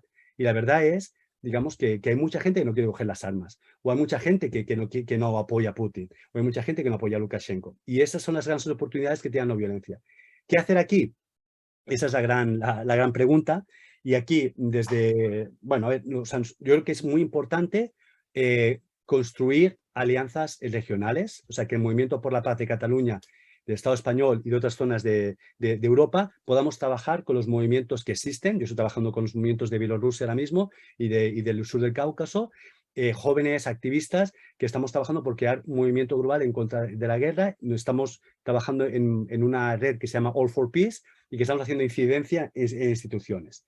Pero también debemos hacer, desde una óptica de acción no violenta, a pasar a la acción, o sea, objeción fiscal por ejemplo, o boicot, digamos, a presupuestos militares. Creo que es fundamental, no solo la manifestación, porque la manifestación es la típica estrategia y ya sabemos cómo la policía sabe controlar las manifestaciones, pero hacia acciones de no violencia. Tenemos muchas prácticas, tenemos una tradición en Cataluña muy importante y en otros lugares, Estado español, Latinoamérica, tienen muchas tradiciones de acción no violenta. Hay que buscar acciones creativas masivas para decir que no, que estamos en contra, digamos, de aumento de gasto militar, por ejemplo, en Estado español. Gràcies, Felip. Joan Lluís, endavant. Hola, buenas tardes. Ante todo, gracias, Felip, por esta magnífica charla que te abre los ojos y perspectivas nuevas que comentaba Víctor, pues que no están al alcance, al menos a través de los grandes medios. Y un poco enlazando con esta reflexión que estabas lanzando, cuando piensas en acciones no violentas te retrotraes al siglo XIX, a protestas, manifestaciones, boicots, cosas que aún funcionan, pero que realmente te dan un margen de cobertura pequeño, aunque necesario en muchos casos, ¿no? No los desmerezco, pero creo que, como se comentaba, esta guerra ya es global y las guerras globales se hacen con muchos campos de batallas, no solo el físico, sino también el de las subjetividades y el de la información, ¿no? Y en ese sentido, creo yo que quizá los ámbitos que has propuesto de acciones no violentas, quizás se podría ampliar un poco el rango y abarcar esos contextos, ¿no? Que son más del siglo XXI. Por un lado, por estar informados y por otro, por desfacer entuertos, ¿no? que hay.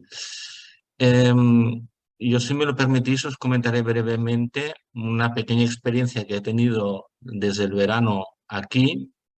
No sé si es acción no violenta o cómo se la calificaría, pero si me permitís, seré muy breve.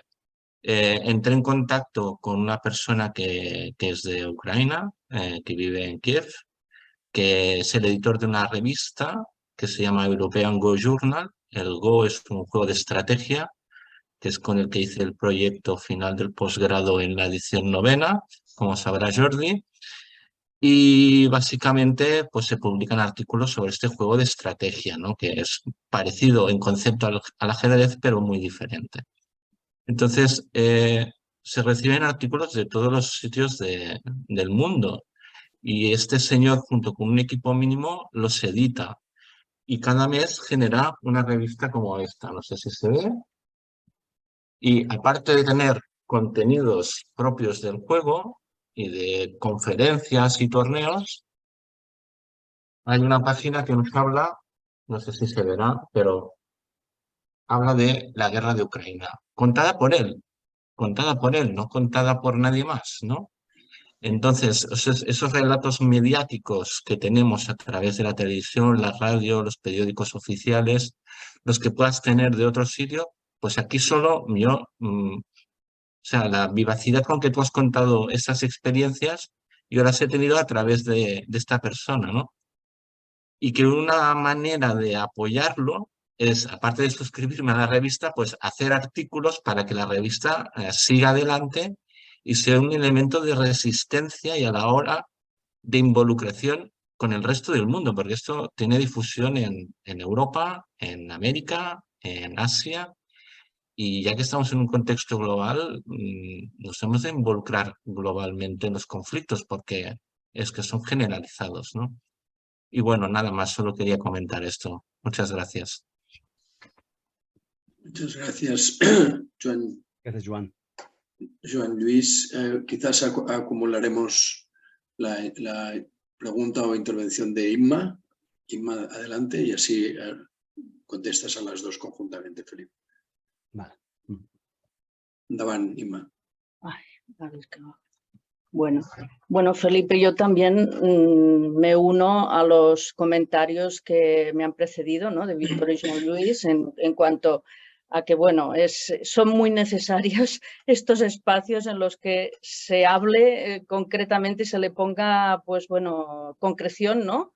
A cosas que a veces, pues los que no tenemos interacción directa, ¿no? Con estos contextos, pues bueno, podemos hablar por testimonios o por, en fin, o por teóricamente, ¿no? de nuestra filosofía, ¿no? de cómo vemos estas situaciones. Y esto es muy importante y coincido con ellos en que es una lástima que en toda esta era que estamos viviendo de la posverdad, de los fake news y tal, pues bueno, estamos en este entorno que nos condiciona pues bueno, la producción de diferentes narrativas y de casi de nuestras vidas cotidianas, ¿no? A ver, de lo que tú has contado, yo, bueno, ya estaba convencida, pero todavía me he convencido más, ¿no?, de que evidentemente las estrategias de acción no violenta es la mejor opción, ¿no?, para construir comunidad, cooperación y demás, ¿no? Pero sigo teniendo, pues en fin, muchas dudas o desafíos. Por ejemplo, yo me preguntaba que, bueno, has explicado muy bien estos impactos que concretamente en la zona de Ucrania, pero a mí lo que me llega cuando lo has contado es que estos impactos se circunscriben o se delimitan a lo que es el estar en una situación de defenderte, de proteger, de crear con tu grupo. Claro, nosotros, por ejemplo, los que nos dedicamos a mediación, siempre hay un planteamiento inicial que hacemos, es decir, bueno, siempre hay dos partes, ¿no? Y aquí están los rusos, ¿no?, que serían los ofensores, ¿no?, y las víctimas, que son la población ocupada. Y claro, yo, por ejemplo, pues he tenido ocasión de conocer, pues, a activistas también rusos que no quieren la guerra, que a los ucranianos los quieren como hermanos, y me preguntaba, ¿no?, hasta qué punto, bueno, esta es una primera pregunta que te quería hacer, si estas estrategias de acción no violenta contemplan de igual manera el trabajo con las dos partes para poder de combatir, no esto que yo pienso que es algo muy difícil de combatir, pero que ahora tiene una extensión global en todo el mundo, que es la polarización en todos los sentidos, porque está afectando tanto a nivel micro como a nivel macrosocial, ¿no? Y bueno, que podríamos hablar de muchos contextos, ¿no? No sé, siempre, bueno, es complicado, ¿no?, porque tenemos, pues bueno, lógicamente, y la ciudadanía también tiene la tendencia al final a ponerse de parte de la parte que sufre, lógicamente, y es comprensible, pero bueno, yo creo que para mí un desafío sería trabajar con el ofensor, ¿no?, como se trabaja en mediación penal, para poder, en fin, transformar, pues, no sé, su cerebro, ¿no?, su mentalización, y poder desescalar porque yo ahora me pregunto hasta qué punto la población ucraniana, y esto también es otra pregunta que te quería hacer, en qué punto está, porque bueno, esto supongo que debe producir un efecto de cansancio, y igual la expectativa en estos momentos que tiene la población ucraniana con los últimos acontecimientos, que ya no puede llegar a tener el control, ¿no?, como es esta horrible aparición de los drones estos que matan, ¿no? ¿Cómo está la población ucraniana en estos momentos? Porque claro, han conseguido cosas, pero a nivel local, pero lo que es una transformación de que pueda, además, porque bueno, ahora que ya estamos todos implicados a nivel global y nos sentimos también parte de todos estos conflictos que se van repitiendo, los patrones de respuesta en muchos otros lugares, pues bueno, ya podríamos estar pensando en prepararnos con este conocimiento que estamos adquiriendo, y sobre todo el que tenéis los que estáis viviendo de cerca todas estas situaciones. Y bueno, nada más, solo darte las gracias por compartir estas experiencias y estos trabajos, porque me ha sorprendido incluso que el informe tenga 30 o 40 páginas, es muy poco. No sé, yo pensaba, digo, bueno, para explicar todo esto, un informe tendría que tener, pues no sé, 200 páginas como mínimo, ¿no? O no sé, 30 o 40 páginas. No, también es verdad que al final también la gente, si son informes muy largos, pues no sirve. De hecho, el informe tiene una componente muy práctica, y ya lo hemos presentado en Bruselas, y vamos a seguir trabajándolo porque hace falta pasar, o sea, que también sirva con propuestas concretas, que lo hacemos al final del informe. Pero bueno, comentando un poquito, la situación ahora mismo está, digamos, hay mucha gente que ha vuelto, es decir, mucha gente que las primeras olas de refugiados ha vuelto y está volviendo a las ciudades. Kiev hace una semana había vida normal, pero después del ataque contra, digamos, el puente de Crimea, pues hubo los nuevos ataques del centro del país, y ahora el tema de los drones. Empieza a haber nuevos ataques por otras zonas del país, por tanto, digamos, la gente de nuevo volvemos a ir a los subterráneos, de nuevo tal. Además se suma, pues lo comentaba antes, ¿no? Crisis económica, mucha inflación y comienza a haber ya el problema de la polarización y problemas de digamos, intrafamiliares y a nivel comunal, violencia comunal, comienza a surgir dentro del país. Ahí, quien está liderando el proceso, y eso es muy importante, porque al final el informe lo que hace es hacer de altavoz a muchas de los testimonios de los actores no violentos que hemos identificado, y yo creo que en el ámbito de la cohesión social y diálogo, quien lidera este proceso y debe liderarlo es la comunidad de mediación y diálogo del país, ¿no? Ellos ya han sacado ya varios statements, varias declaraciones, y ellos dicen el objetivo ahora es a nivel interno. Ahora mismo dicen no hay las condiciones para establecer un diálogo o una mediación con el agresor porque estamos en medio de la guerra, es decir, hasta que no se detenga la violencia no podemos empezar a hablar de tú a tú con el oponente, pero estamos trabajando para crear las condiciones para que haya ese proceso. Sí que es cierto que debajo de la mesa hay ya relaciones entre activistas de Bielorrusia, Ucrania y Rusia, y también hay oportunidades de trabajo con esos activistas digamos que han escapado de la movilización militar en Rusia, que están ahora en Georgia, o están en Lituania, o están en otras partes de Europa. Y esas personas son importantes para poder establecer luego contacto con sus familias dentro del país. Por tanto, la mediación y la cohesión con la otra parte es muy compleja, creo que es fundamental, pero ahora mismo es muy compleja. Sí que es cierto que, por ejemplo, los activistas de Bielorrusia que hicieron una de las acciones de sabotaje más importantes en el sistema ferroviario, también, digamos, al principio de la invasión, también refleja que hay mucho trabajo entre activistas. Yo estoy trabajando en una escuela de transformación social en Lituania con activistas bielorrusos y los formadores son ucranianos, para que veas un poco que ese trabajo en tema de acción no violenta existe, ¿no? Y luego el comentario del compañero Joan Lluís, decirte que ese tipo de acciones me parecen fundamentales. Creo que hay ahora mismo una panorámica de 323 acciones no violentas desarrolladas por Non-Violence International y habla de acciones digitales, acciones comunicativas. Creo que ese tipo de acciones es fundamental hacerlas, ¿no? Pero también es cierto que hay acciones estratégicas que pueden hacer pocas personas que también sirven. Las huelgas de hambre, por ejemplo, que son acciones también, digamos, que ya están en la lista de Jane Sharp, pues han tenido un impacto también brutal. Yo creo que al final es la cuestión de saber cómo utilizar las acciones de forma estratégica y de forma sistemática. Y evidentemente, de forma masiva en los momentos adecuados, ¿no? Pero bueno, eso entraríamos en más de planificación estratégica. Y lo dejo aquí, así podemos escuchar a Frederic y Mireia. Muy bien. Enlazando quizás con esta respuesta, Felipe, antes de pasar la palabra a Frederic y a Mireia, ponemos de manifiesto lo que ha escrito Jocelyn, que está relacionado, de hecho, con lo que estabais hablando, el hecho del diálogo con el opresor o la concepción de enemigo, ¿no? O de la otredad que ponías de manifiesto, y dice, estoy hablando desde Brasil, gratitud por tu compromiso por la no violencia.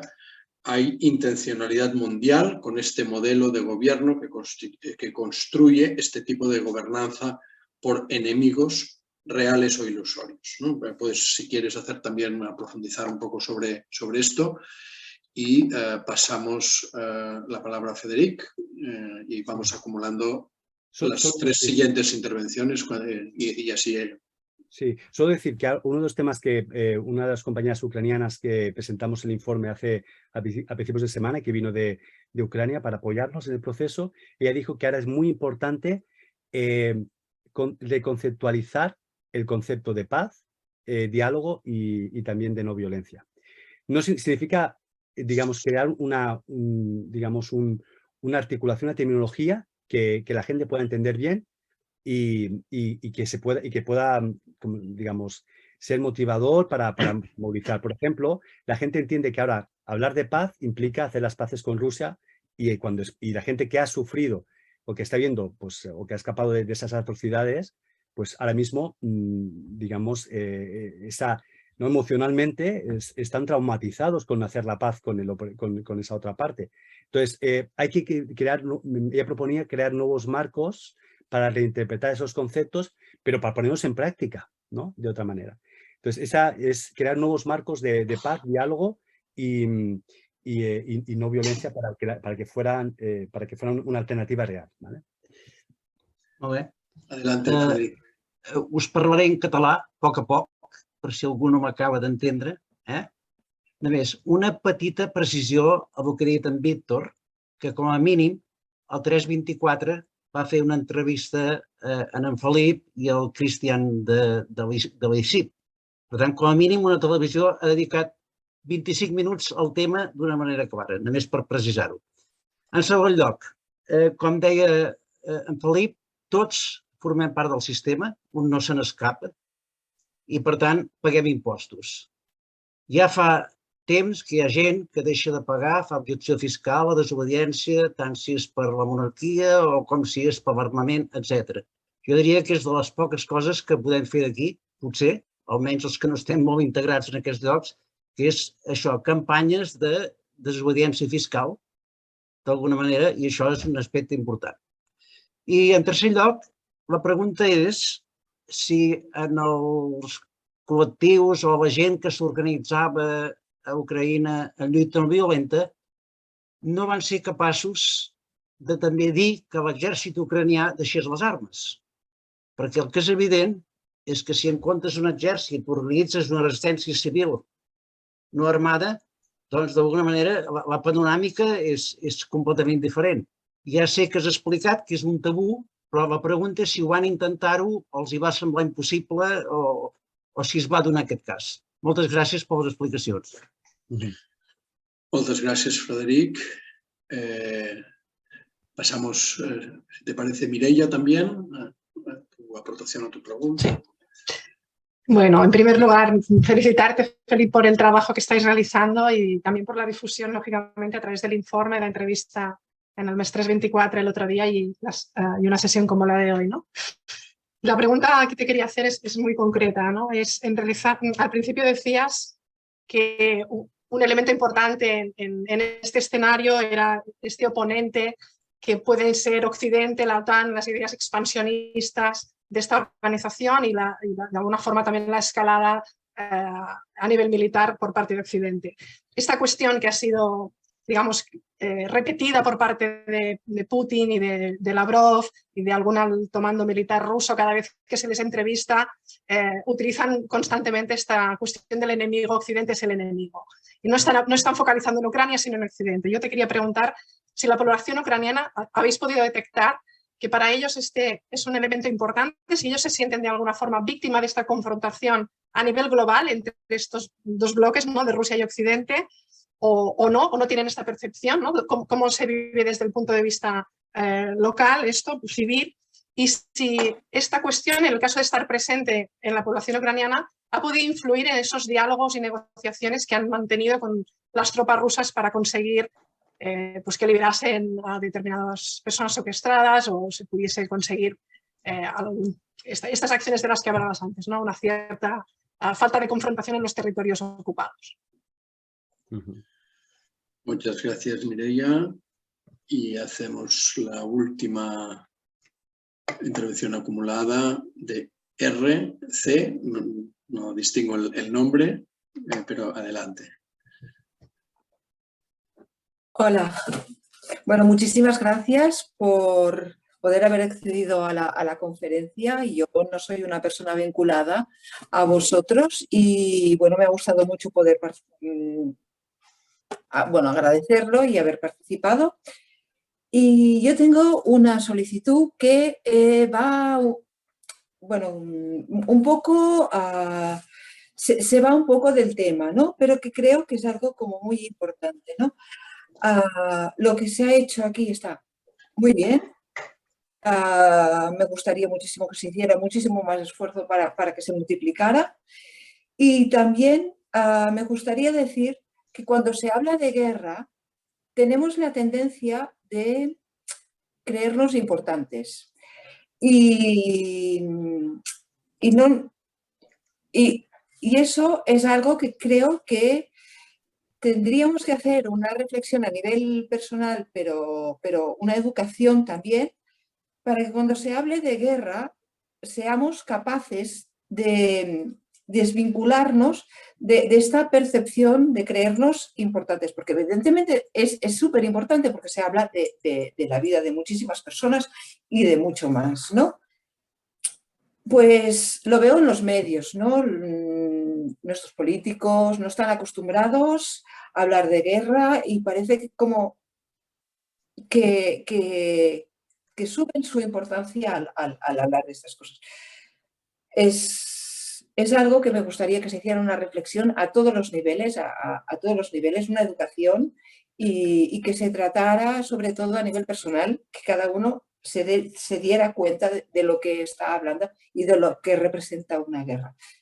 Bueno, solo este pequeño apunte, que es una percepción personal y que quizá no es muy real, ¿no?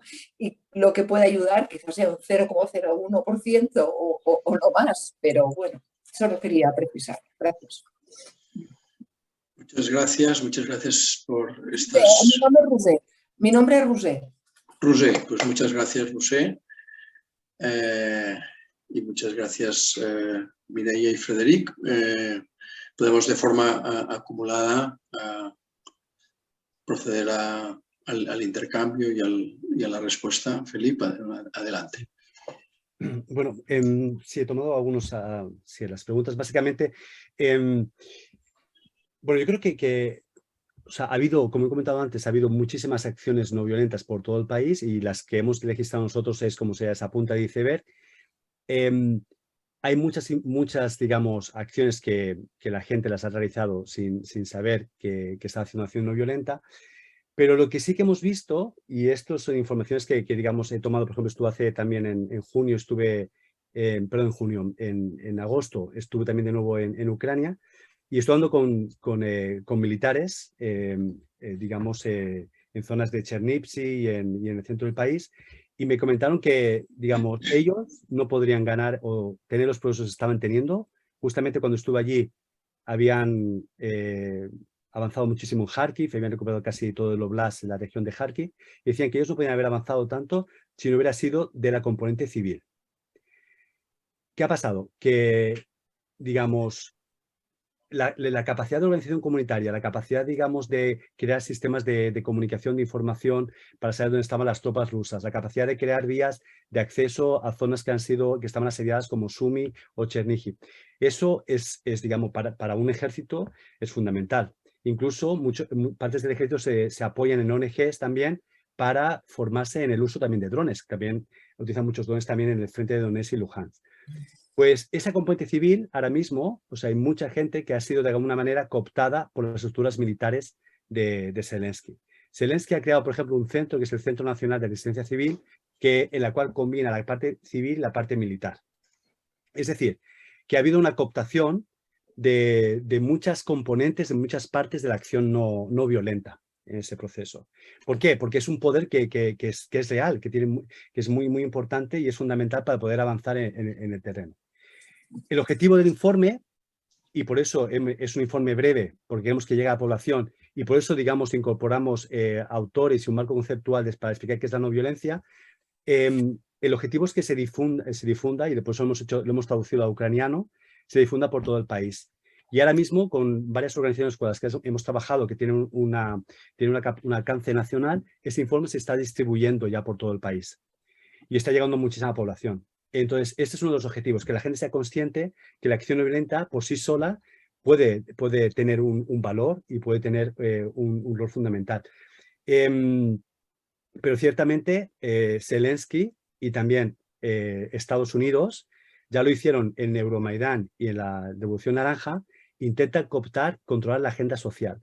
Porque también es muy importante, la sociedad ucraniana es una sociedad de origen de carácter muy anárquico. De hecho, los grandes movimientos anárquicos que hubieron durante la época soviética también son fundamentales para entender un poco el taraná, ¿no? El carácter ucraniano. Y Estados Unidos, el bloque occidental y el gobierno son conscientes de la importancia de centralizar el poder y mantener y controlar ese poder popular. Porque ese es un elemento fundamental en ese proceso. Por lo tanto, hay una estrategia en ese elemento. Luego, ya vinculado con lo que comentaba Mireia, creo que aquí lo que está en juego, evidentemente, estamos en un cambio de paradigma internacional, de sistema de relaciones internacionales.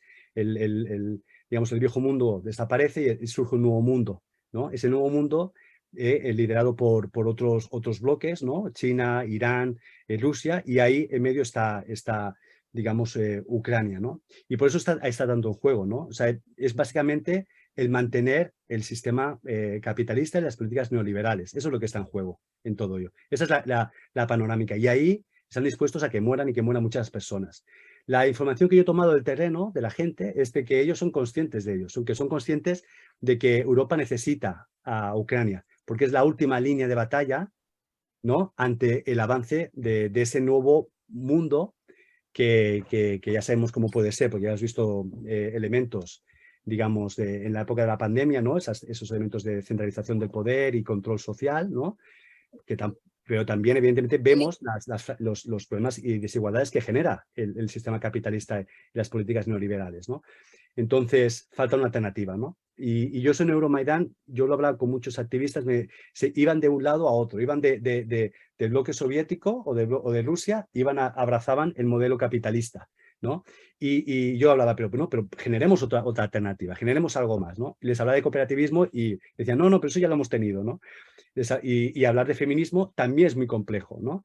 O ecofeminismo o ecopacifismo, ¿no? Hay que descolonizar las mentes, ¿vale? Ese elemento es fundamental y es lo que me estoy topando mucho ahora mismo, que la importancia, y eso lo vinculo también con lo que lo comentaba Rousset, que esto no es solo una cuestión digamos, de lucha política o de nuevo cambio de relaciones internacionales o que digamos que veamos que hay una línea, ¿no? Que los ucranianos se sientan héroes, ¿no? Héroes en esta lucha contra ese mundo incivilizado, ¿no?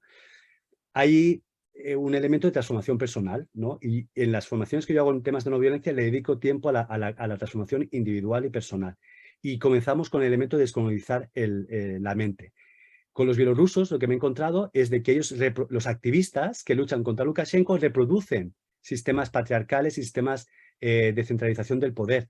Reproducen lo mismo que es Lukashenko, pero porque han sido creados así. Hay unas matrix de poder educativas, comunicativas, que digamos, mantienen esa hegemonía cultural, ¿no? Y eso es lo que nos enfrentamos. Y ahí entra la no violencia. La no violencia tiene esa capacidad transformadora, de transformación personal, pero también colectiva. Y eso es lo que necesitamos trabajar, o que hemos trabajando con los activistas ucranianos y con muchos grupos, de trabajar en esos niveles, ¿no? De poder acabar esta guerra, que es la urgencia, pero también avanzar en esos procesos locales y transformación personal y también colectiva. No sé si he respondido claramente, Mireia, a tu pregunta, pero sí que hay esa sensación de que, digamos, los ucranianos y ucranianas se sienten parte de Europa, del mundo civilizado, y han comprado también esa idea, ¿no? Sí que es cierto que hay muchas organizaciones que también tienden a ser muy críticas, porque también son conocedoras de que la manipulación que hubo en la Revolución Naranja por parte de Estados Unidos y de la Unión Europea. También las hay. Y por eso hay un avance muy importante en tema de grupos autoorganizados después de Euromaidán, ¿no? Pero bueno, que no es todo, digamos, perfecto. Muchas gracias, Felipe. Haremos la última ronda de intervenciones antes de cerrar. Beatriz, cuando quieras, y Ernesto de continuación, y con esto acabaremos. Adelante, Beatriz. Gracias, buenos días. Yo llamo desde Bogotá, Colombia. Pertenezco a una organización que trabaja en pedagogía de paz. En estos largos 60 años de guerra, de conflicto armado en Colombia, se necesita renovar el pensamiento, comenzando por los más jóvenes. Quería preguntar, bueno, agradecer muy calurosamente la intervención de Felipe. Me pareció extraordinario. Y quisiera preguntar si en los sitios donde todavía hay escuelas, donde los niños pueden ir a la escuela, si hay, cómo se presenta pedagógicamente este conflicto, y si hay algún destello de no violencia en la pedagogía cuando se describe el conflicto. ¿Cómo se maneja este conflicto en la escuela? ¿Qué aprenden los niños? ¿Cuál lado domina? ¿El militarista o más bien el pacifista? Muchas gracias, Beatriz. otro aspecto realmente relevante de la guerra, en todas las guerras, pero en esta también. Ernesto, adelante, por favor. Sí, muy buenas. Sí, también de Colombia, Barranca Bermeja, Santander. Quisiera saber un poco, frente a esta condición de violencia, ¿cómo en cierta manera se han venido articulando las diferentes organizaciones y entidades para prestar esa ayuda? Es decir, si dentro de esa articulación como tal tienen una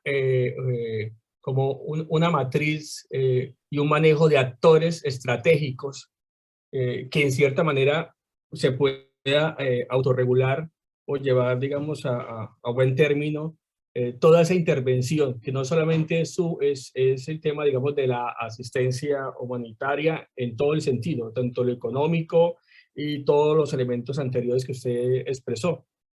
¿Por qué expreso ese elemento? Porque es muy común que muchas veces en esas acciones humanitarias siempre está las personas que quieren sacar el provecho. Y en referente con el conflicto armado que se ha presentado en Colombia, encuentra uno que cuando no hay esa armonía de articulación de ayuda humanitaria, muchas veces hacemos daño, ¿sí? Hacemos daño y también se pierde mucho los recursos. Entonces quería saber si en esa articulación, desde esa condición de paz y de no hacer daño, cómo se está manejando y concibiendo. Muchas gracias. Muy bien. Muy interesante las preguntas. La verdad, la cuestión de la educación.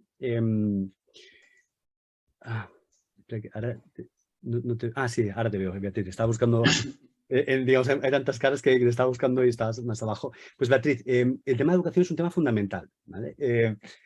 Está habiendo como varios líneas o áreas de trabajo. Por una parte, en las zonas bajo ocupación, los rusos han priorizado el adoctrinamiento de los niños y las niñas en primaria y secundaria. Muchos se los han llevado también a Crimea y a otras zonas de Rusia. Y los actores no violentos están intentando crear sistemas paralelos de educación online ahora mismo. Han puesto que una de las prioridades, aquellas personas de las zonas de Gerson y Zaporilla, zonas ocupadas, que salieron por la represión, están intentando crear un sistema alternativo de educación, pero desde una perspectiva de mantener la identidad ucraniana. Creo que el elemento de resistencia cultural es un elemento fundamental y que ha impregnado toda la resistencia civil no violenta, no solo en las manifestaciones, pero también en la educación. Sin embargo, hay mucha propaganda ahora mismo, muchísima propaganda, digamos, militarista y narrativas militaristas que se pueden ver en la música, se pueden ver en la televisión, se pueden ver en los dibujos, se pueden ver también en la educación, ¿no? Y muchos jóvenes están expuestos a eso, están expuestos, digamos, a esa propaganda militarista. Sí, y luego hay, digamos, habría otro componente que es fundamental, y lo que he visto yo es que hay una infraestructura, hay un movimiento juvenil muy importante, que es el que empezamos a trabajar ahora, que tiene una gran oportunidad. Hay un montón de centros de jóvenes, hay 300 centros de jóvenes por todo el país, organizados de una forma descentralizada y no jerárquica.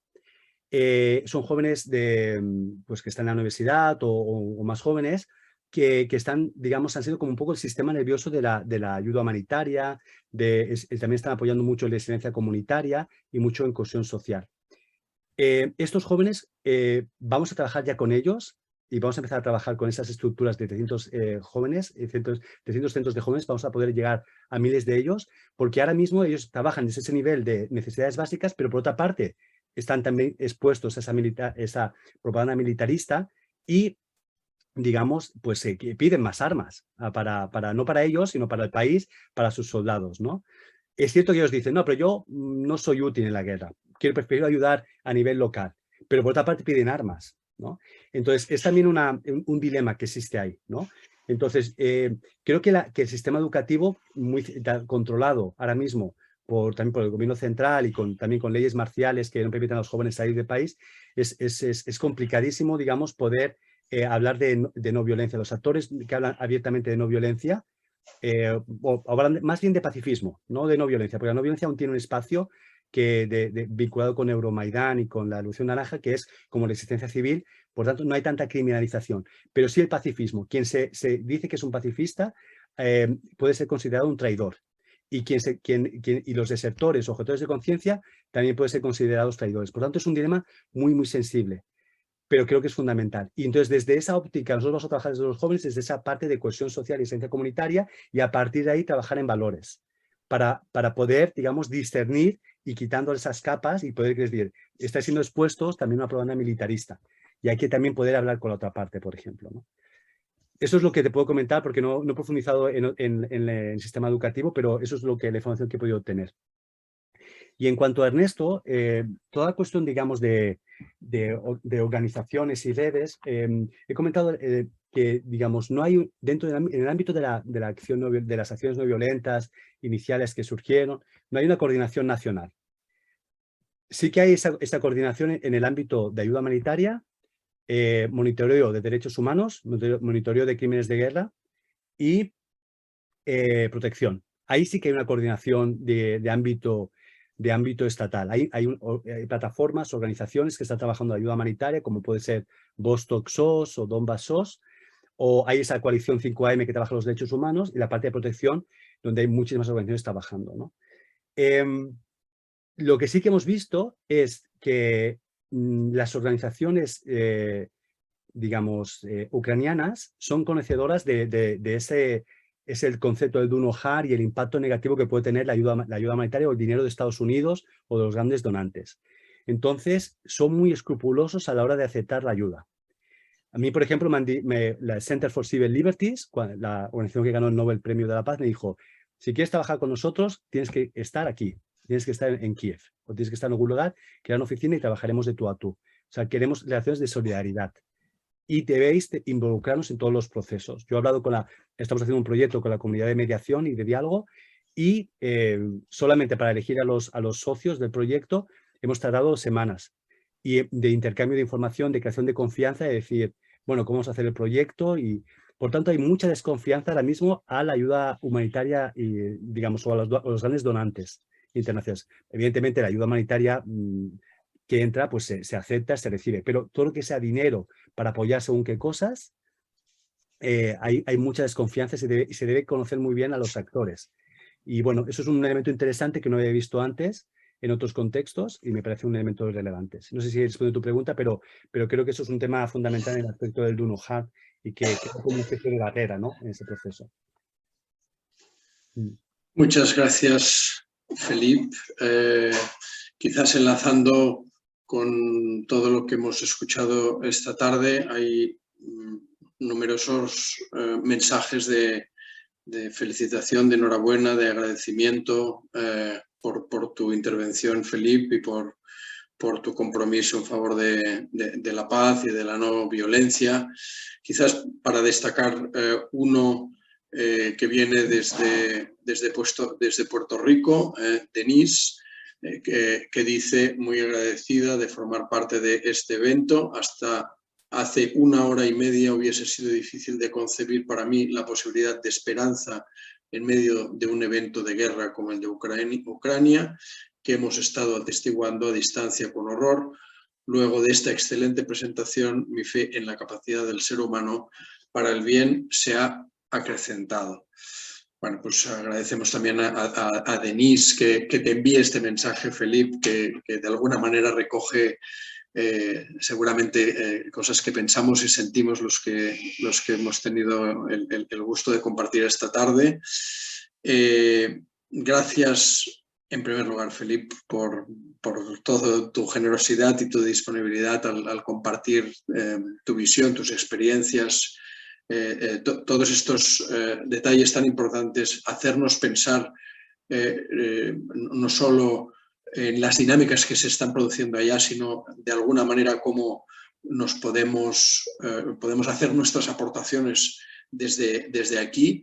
Yo simplemente quería quizás aportar el hecho de que Felip, con estas aportaciones y estas reflexiones y este y algunas de estas propuestas han sido trasladadas al Ministerio de Exteriores del Gobierno de España, coincidiendo con el mensaje que daba el Gobierno de España, en el que la forma de ayudar era enviar armamento, ¿no? Bueno, pues en este caso Felip, y a través de Novact y a través de la Federación de Organizaciones de Paz de España, AIPAZ, hicimos llegar este mensaje de que hay una forma de apoyar a la población ucraniana diferente de enviarle armas, y en este caso sería apoyando todas las iniciativas de acciones no violentas, la red social de apoyo que supone, que nos has explicado de forma excelente. Por lo tanto, en primer lugar, gracias Felip, gracias también a todas y a todos los que estáis y las que estáis presentes y a las que habéis intervenido con vuestras preguntas, vuestras reflexiones, vuestras aportaciones. Gracias a Judith por toda la coordinación y hacer posible que estemos aquí. Todos hemos estado alrededor de 30 personas de media permanentemente conectadas y aprendiendo de todo lo que nos has compartido, Felip. Y de verdad que es esta muestra de compromiso y de sinergia que hacemos, y en este caso hacemos también presente no solo la Fundación Carta de la Paz dirigida a la ONU, sino también Novact y también todas estas organizaciones ucranieses que has puesto de manifiesto, con las que estás trabajando en sinergia, intentando fortalecer esta red de intervención invisible que está transformando la realidad de personas y de comunidades, personas con nombres y apellidos, comunidades ubicadas, lo has explicado también muy bien, con numerosas identidades plurinacionales y por lo tanto en un determinado territorio, pero con mucha diversidad y con puntos de conexión importantes que llegan incluso a través de la Unión a modificar voluntades incluso de militares, como nos has explicado de forma muy elocuente, ¿no? Nada, muchas gracias de nuevo, Felip, muchas gracias de nuevo a todas y a todos. Simplemente deciros que el mes que viene seguiremos con este ciclo de Creando la Cultura de Paz. Será el 18 de noviembre, viernes, con una aportación de Laia Costa en relación a la transformación social relacionada con las personas migrantes en origen y también en nuestro país, de la organización FICAT, con la que también estamos trabajando conjuntamente, igual que Novact, por ejemplo, en el proyecto EP de Cataluña y España, o EP Pandemia, las sesiones de diálogo sobre estas situaciones conflictivas. Y en última instancia, pues deciros que todo este esfuerzo va en la misma línea que el esfuerzo que intentamos hacer a través del posgrado de Cultura de Paz, precisamente para dotar de estos instrumentos y para que cada uno desde su lugar pueda establecer las iniciativas en sinergia con otras personas y otras entidades, sea de donde sea, estemos cerca, estemos lejos, precisamente para generar estos espacios de pacificar entornos que tanto lo necesitan a tantos niveles. Muchas gracias a todas y a todos, muchas gracias Felip, y seguimos conectados, trabajando en favor de la gente y en favor de la paz. Muchas gracias. Gracias, buenas tardes y buen fin de semana a todas y a todos.